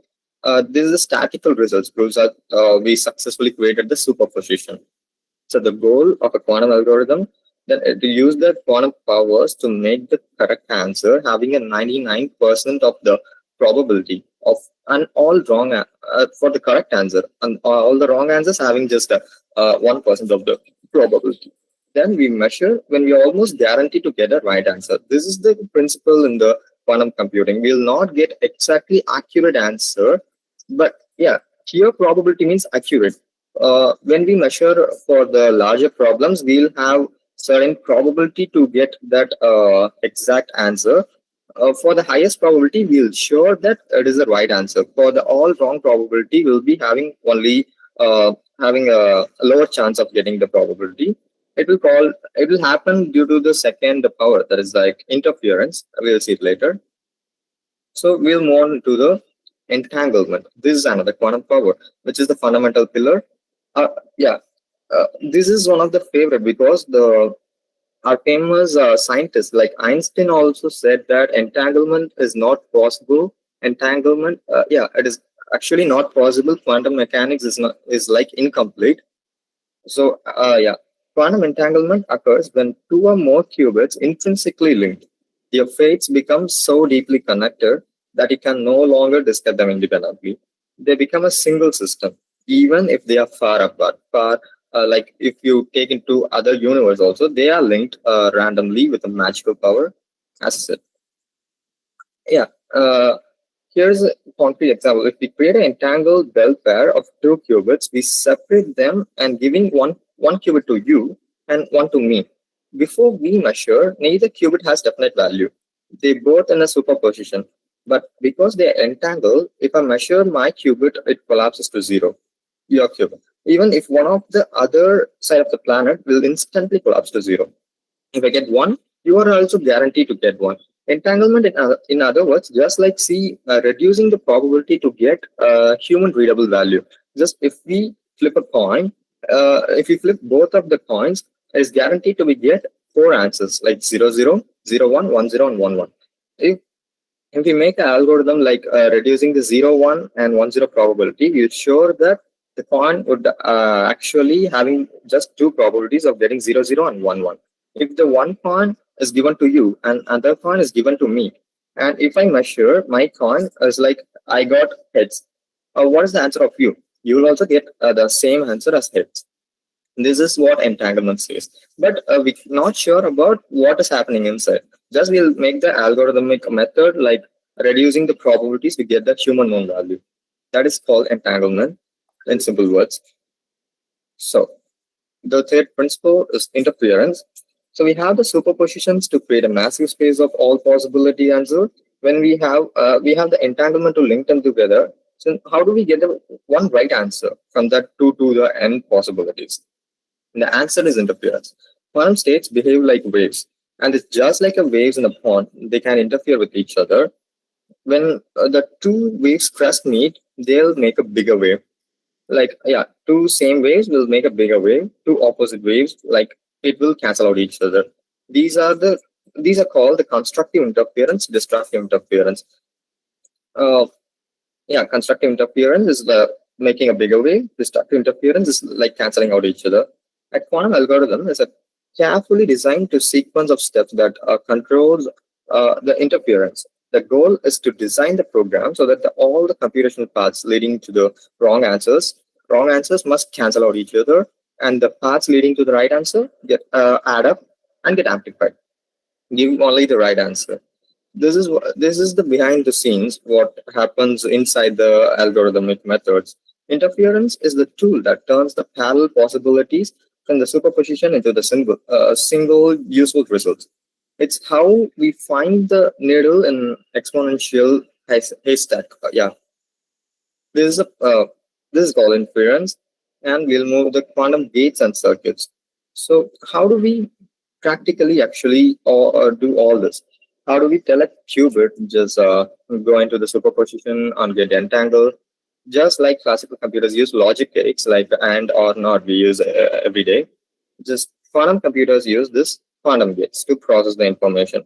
This diagram shows that Q0 and Q1 are the 2 qubits. Having Q0 is connected to the Hadamard gate, and the H purple box is the Hadamard gate. Hadamard gate's job is to make the qubit into the superposition. A qubit's answer be either 0 or 1. If we apply a Hadamard gate, it will make the qubit into the superposition of getting 50% chance of the 0 and 50% chance of 1. This is the job of the Hadamard gate, and followed by X, Y, and Z. X gate is like similar to the NOT gate in our classical systems. It will just flip the qubit into the, if the qubit is 0, it will flip into 1, and if it is 1, it is flipped into the 0. And Z gate is like, what's the Z gate job is to make the 0, if the qubit is 0, it does nothing. If the qubit is 1, just flip the sign of the qubit 1, which is, it will, if the qubit is 1, it is make the -1. And the Y gate, it is the combination of the X gate and the Z gate. It will make, it will compare the both. Like if it is 0, it will make the -1. If it will 1, it might make the it will work upon the complex answers. And the S, T, P are the similar gates. It's called phase flip gates. The S gate will flip the qubit into the 90-degree rotation, and T gate and P gates are flip the qubit into the 45-degree rotations. Like these gates are having this own behavior. By using this, we can create the quantum circuits for the different problems. So these are the gates problems. And we'll look up into the demonstration theory itself. I am having the program of quantum programs, how this works. We'll see upon this while I'm sharing. Yeah. Right. Just a minute. I just restarted.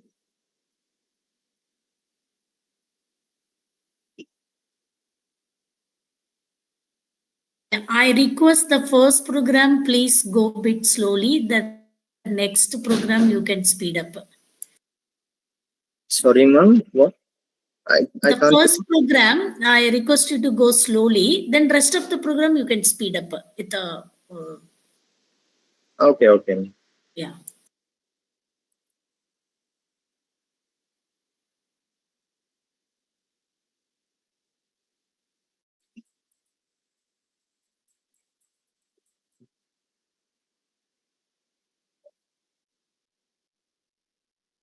Yeah.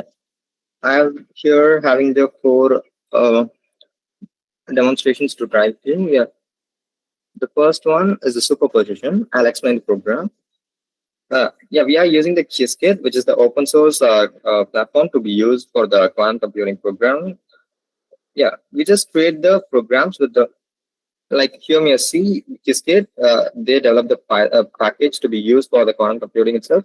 And we imported all the packages, necessary packages. As of now, you may see, I'll explain only the logics of the program.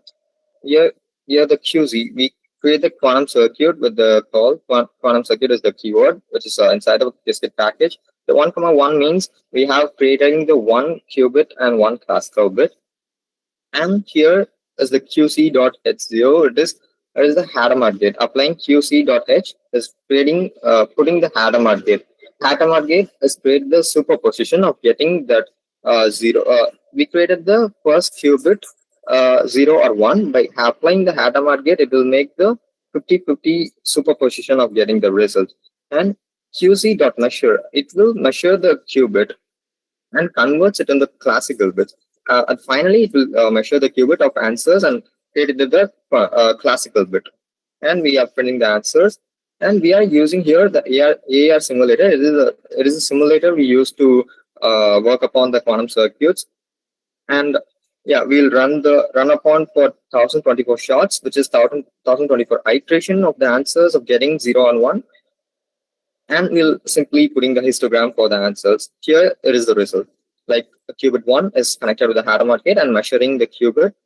Yeah, it will, you may see the measurement results is 1 having the 497 times of probability, 0 is having 527% of probability, which is similarly like 50% of the superposition. So it is the concept.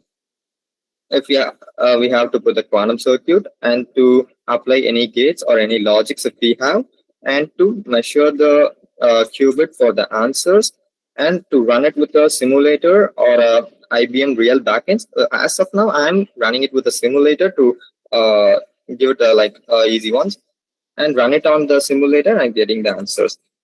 For the quantum ones, we have to run it on many times to get the possible answers. So we get here 50% of the probability. So this is the superposition concept. So the second one is entanglement. Yeah, entanglement is similar like the superposition. After applying the Hadamard gate, we have doing the CX. CX is control not gate. Control not gate is the simple. I'm explaining simple. Like if we, it will have one control bit and a target bit. If it sees the control bit, it will do it as a target bit. If the control bit is 0, the target bit is 1. If it sees the control bit as 0, it will change immediately to the 1 state. As I said earlier, it is like reducing the probabilities and making the answers to get very smaller to be get guaranteed of our answer. So this is what this program also does. It will apply the Hadamard gate and control not gate to reduce that reduce the number of getting 0, 1 and 1, 0 answers, and measuring the qubit and putting it to the simulator and getting the answers. You may see only the 1, 1 and 0, 0, 0. At first, you may see quantum circuit is we created with the two qubits. 2,2 is actually means you have created 2 qubits. 2 qubits means we have 4 possibilities: 0, 0, 0, 1, 1, 1, and 1, 0. But here we may see only the answers are 1, 1, and 0, 0 because we have proven the entanglement using the C naught here. So we're getting the answer of 1, 1, and 0, 0 only. And yeah, interference also is there. What is that? Yeah, this is constructive interference algorithm. If we apply it to Hadamard gate, it will give the same answers only. I think Guru brother also has been explained it actually. Yeah, to Hadamard gate, it will give the same answer. This is it is like adding the wave bigger up. So if we create the Hadamard gate and the Z gate and Hadamard gate, it is like cancelling out the wave. It will make the destructive interference. This is also and I cancel out the answers. So we are running it. We are running both on the backends and getting the results. The constructive interference is having 1024 times. Destructive interference also 1024 times. You may think the destructive interference is cancelling out, but I am measured how many destructive interferences happened. That only is given as a result 1024 times. This destructive interference has happened. Also 1024 times constructive interference also happens. So this is the outputs observation. And here the Grover's algorithm. Grover's algorithm is one of the most important algorithms in the quantum world. He proposed with the searching, the unsorted searching in the quantum world. He proved with the algorithm. So what he does, like, yeah, he will search with the many times at the possible ones, like creating superposition, and if we search, it will give almost all possible routes in a very quick way. Like if you have 1 million books in a library, the classical system have to be searched at that very each and one term. In the average case itself having 50,000 times. If the quantum computer, if we have, it will go under something 1,000 times. It will give the perfect answer. So what it does, we have the Hadamard superposition, and this is for something called oracle. It will mark the correct answer. Here oracle for 1-1. It means we are marking the 1-1 quantum bit with the hidden tag. Like 1-1 is my correct answer. You have to search that and you have to find it to me. So this is oracle's job. And diffusion of it, here it is like a for loop. Like it will go through iteratively and will search for the bits. If it is 1-1, is just make the interference bigger. It will just add the 1% to that probability and make it bigger. And this is what diffusion operator says. And finally, we are measuring that, and yeah, we're putting into the simulator and then getting the answer. You may see 1-1 is getting 1024 times, but other probabilities also here. But as of now, I'm getting, I'm just running into the simulator. Just I can't able to see the other 3 qubits. Just seeing the 1-1 qubit is my answer. It will only measure the 1-1 qubit was 1024 times.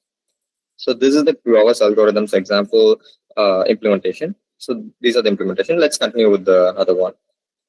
So I just demonstrated the superposition ones, and I did the entanglement also, and the Grover's algorithm. These are the fundamental concepts that in the quantum world. So here we are going to the timeline of quantum, where the quantum begins.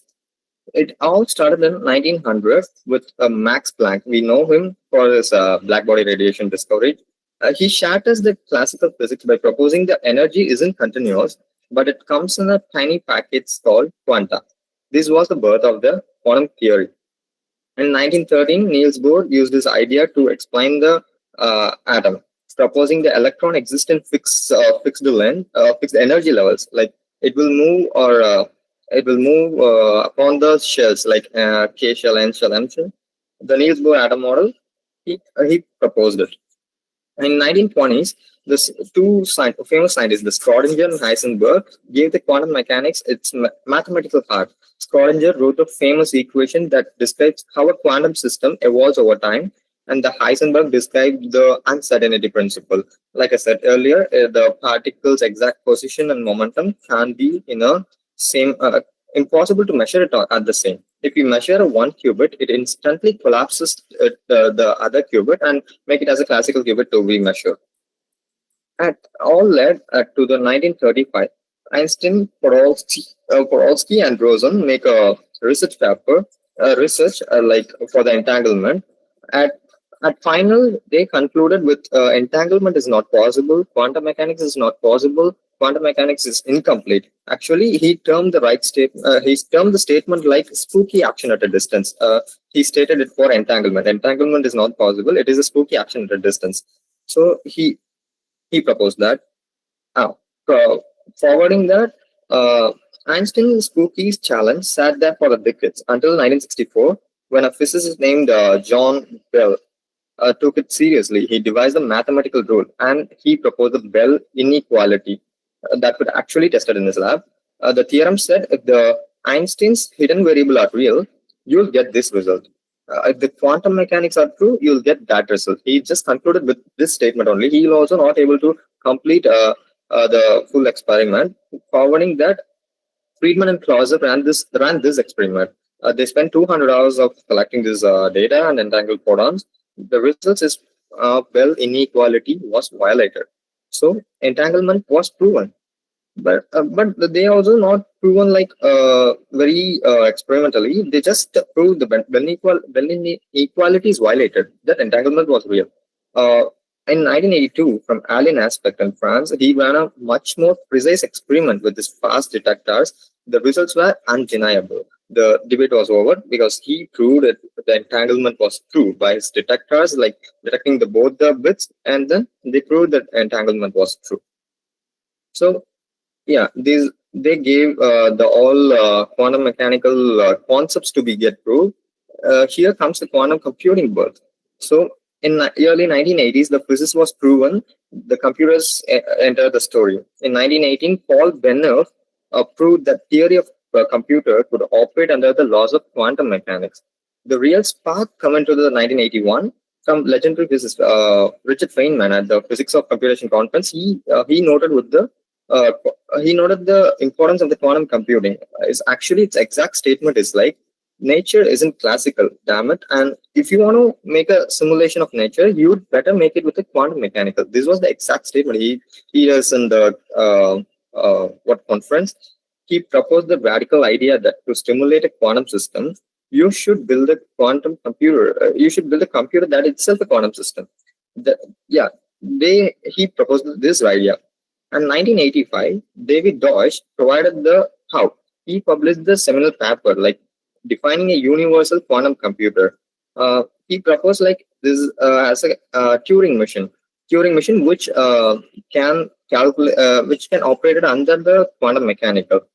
Yeah, actually, a Turing machine is like an abstract mathematical model of a system. If we have possibilities to make the system to the computational world, we have to demonstrate first as a Turing machine. So he proposed the universal quantum computer as a Turing machine model, which is actually cracked all the mysteries and myths and quantum computing to be held.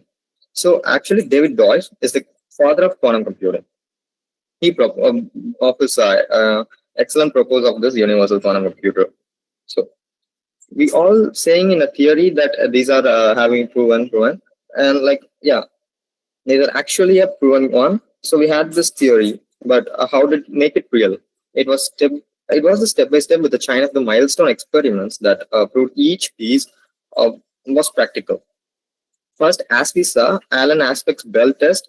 As we said earlier, these proved the entanglement is real by his experiment.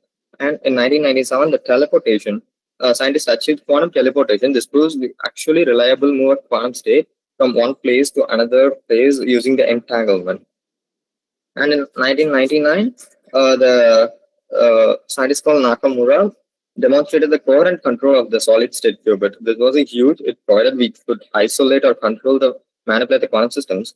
And also in 2001, IBM led by the Vanderspin, a small algorithm factoring the 15-digit number using a Shor's algorithm, using the 7-qubit device at that 2001. They demonstrated it and proved the quantum computing even more powerful. And they also covered the error correction methods and also supremacy methods into these are the proven one for the quantum computing future. And the hardware race. What the hardware is, if we have the quantum computers are evolving right now, and we have the more quantum computer means, how do we measure the performance of the quantum computer? Is it only how many qubits in that? It's not exactly like that. To measure the quantum computer, we have the certain measurements. At first, it was the computation of having the how many qubits in the quantum system. These are the very powerful ones, but it is not like that. If we have to measure the performance of the quantum computer, we have to look into three concepts like called coherence, gate fidelity, and connectivity. Coherence means how long can a qubit maintain its fragile quantum state. Like if the qubit, I say this qubit is entangled, this qubit is in a superposition, I'll simply say it like that. How much long time it takes to be in the stability of that position. This is what coherence says. Coherence time is like how much time it could be in that state for this process. And then the gate fidelity is like how much accurate are your quantum gates. Like if you have a not Z gate, X gate, Y gate, how much accurate it will give the result. Just 90% or 99.9%. How much of the accurate of the gate operations in the quantum computing is being given. And the connectivity, which qubits can talk to each other. Are they in a simple line where a qubit can talk only to its immediate neighbors, or do we have all-to-all connectivity? These are the concepts which we have used for the performance of the hardware. And the hardware modality, it is the different types of the qubit technology are using in this current world to be discovered by this 4 technology. First comes the superconducting qubits. This is a technology used by the IBM and Google. They are artificial atoms made by the superconducting qubits. They are controlled by the microwave pulses. They are very fast. The challenge is that they are very noisy. They have the short coherence times. As I said, coherence time is very short, and they need massive refrigerators to operate near absolute zero, because superconducting qubits only happens when we go into the operate near absolute zero. So, and the trapped ions. Trapped ions, this is used by the companies like Quantinuum and IonQ. Instead of having the artificial atoms, they have real atoms, like the photons or something. They have that to perfectly still vacuum using the lasers, and the gates are slower, but their qubits are perfectly identical. They have excellent coherence and often have all-to-all connectivity. This is the main one. They have all-to-all connectivity. And the photonic qubits, this uses this particle of light for the communication and this quantum technology. They have the photonic qubits. And then the semiconductor spins or neutral atoms, they have the semiconductor spins atoms and the topological qubits. This is the new one that a Microsoft company has been proposed, the Majorana chip. These are called under the topological qubits. These what's the weird signs like Majorana particle. This not comes under the all particle. It is like different technology. Actually comes under the topological qubits. These are the 4 ones. All industries are making the quantum computer, means it has to follow this one of the 4 qubit technology. So yeah, if you take the computer, every technology, they may cause some errors. In the quantum field also, it will go into the error. Right now, our entire quantum industry is in the NISQ era. That is the noisy intermediate scale quantum. Our processors are very powerful, but they are noisy. The error rates and short coherence times mean their error build up so fast, so you can't run the more complex problems. Like it will have some error. If we make that error clear, it will go to the very future one. So the ultimate goal is to make the quantum computing to the FTQZ era, which is the fault-tolerant quantum computing.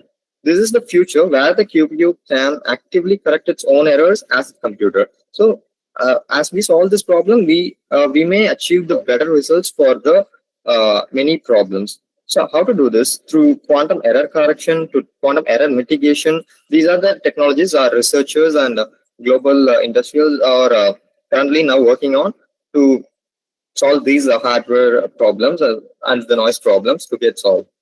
So these are the problems majorly faced by our quantum computers. So our ultimate goal is to go for the FTQZ era, the fault-tolerant quantum computing era. This is the one. And our global dependence. IBM as the pioneer in this field for decades, systematically advancing from the earliest demos to build some of the world's most powerful systems. Their story in this space began with back in 1998 when their Alderman Research Center built one of the most working 2-qubit NMR computers, which is the first computer they made that used to solve this DOIS problem. But the moment that changed everything for the public was in 2016. This was the IBM launched the IBM Quantum Experience. They put 5-qubit quantum processor in the cloud for anyone to use it for free. This is a single act democratized the entire field.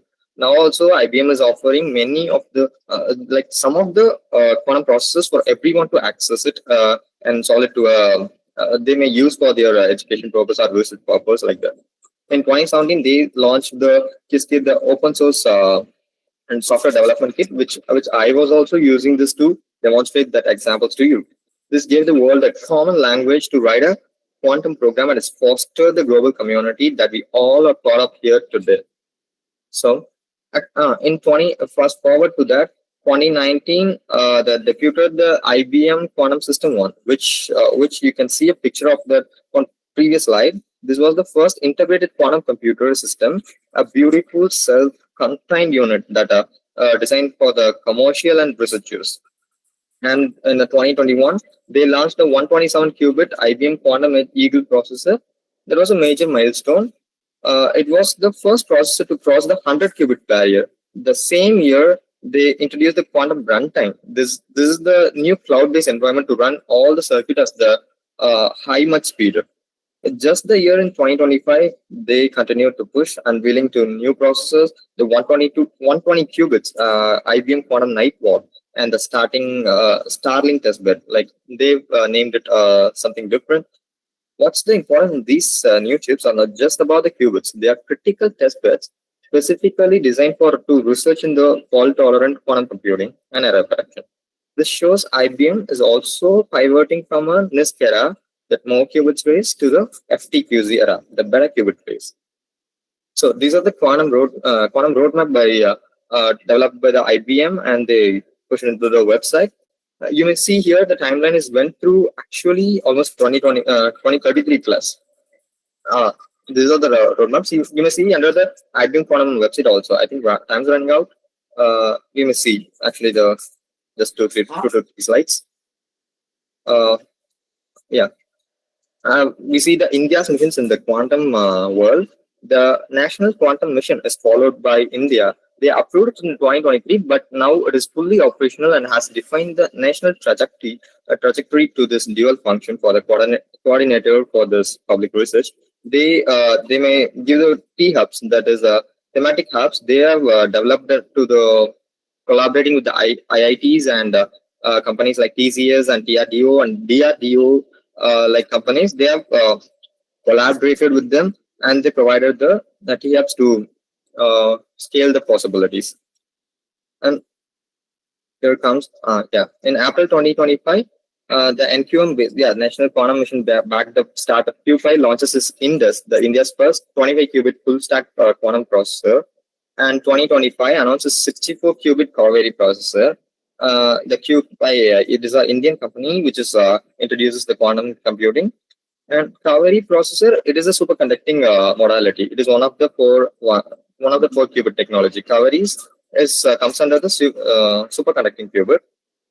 And yeah, this is a Amaravati Quantum Valley. Amaravati Quantum Valley is which was approved in 2023.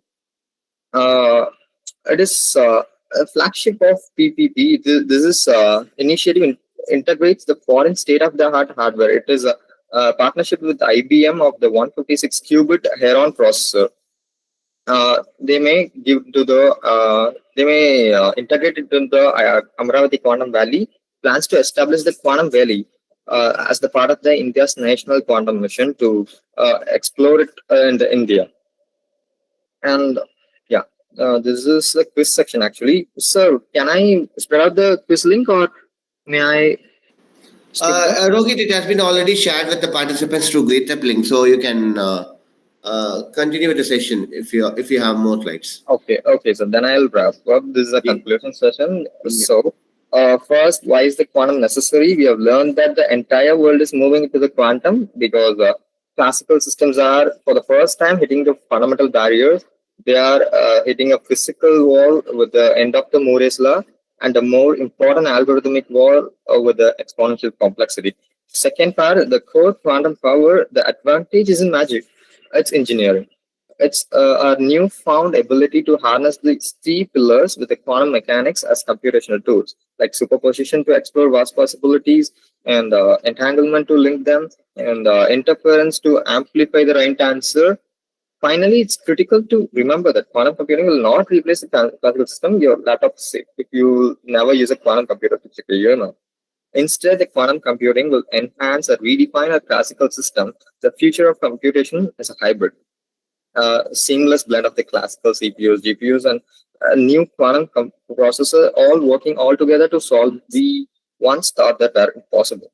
So the future is powerful, it is hybrid, and it is quantum driven. And thank you for so much of your time to this attention. It's been a privilege to speak with you today, and I'll be happy to answer your questions.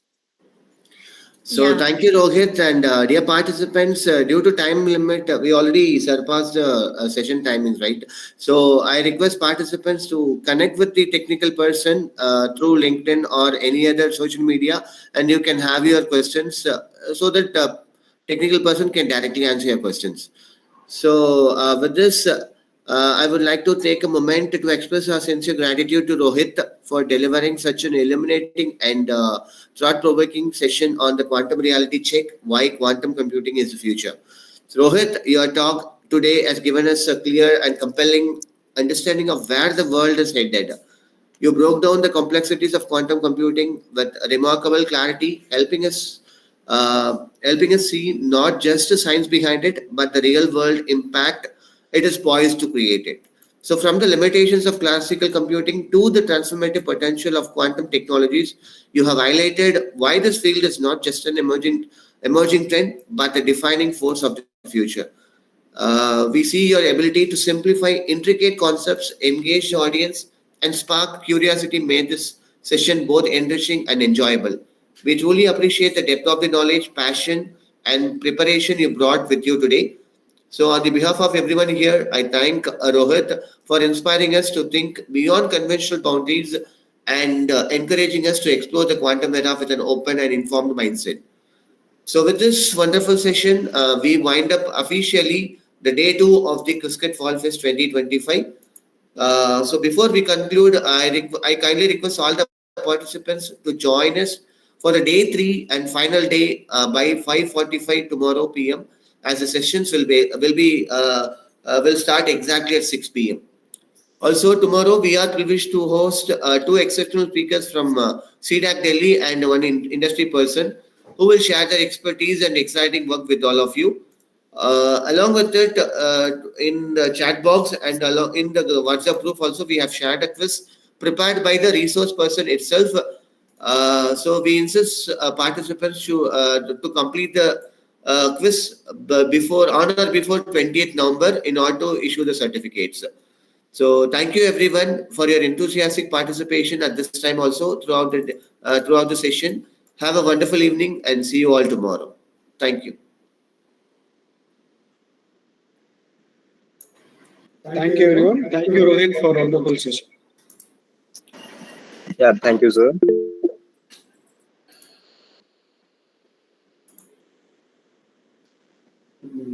Yes.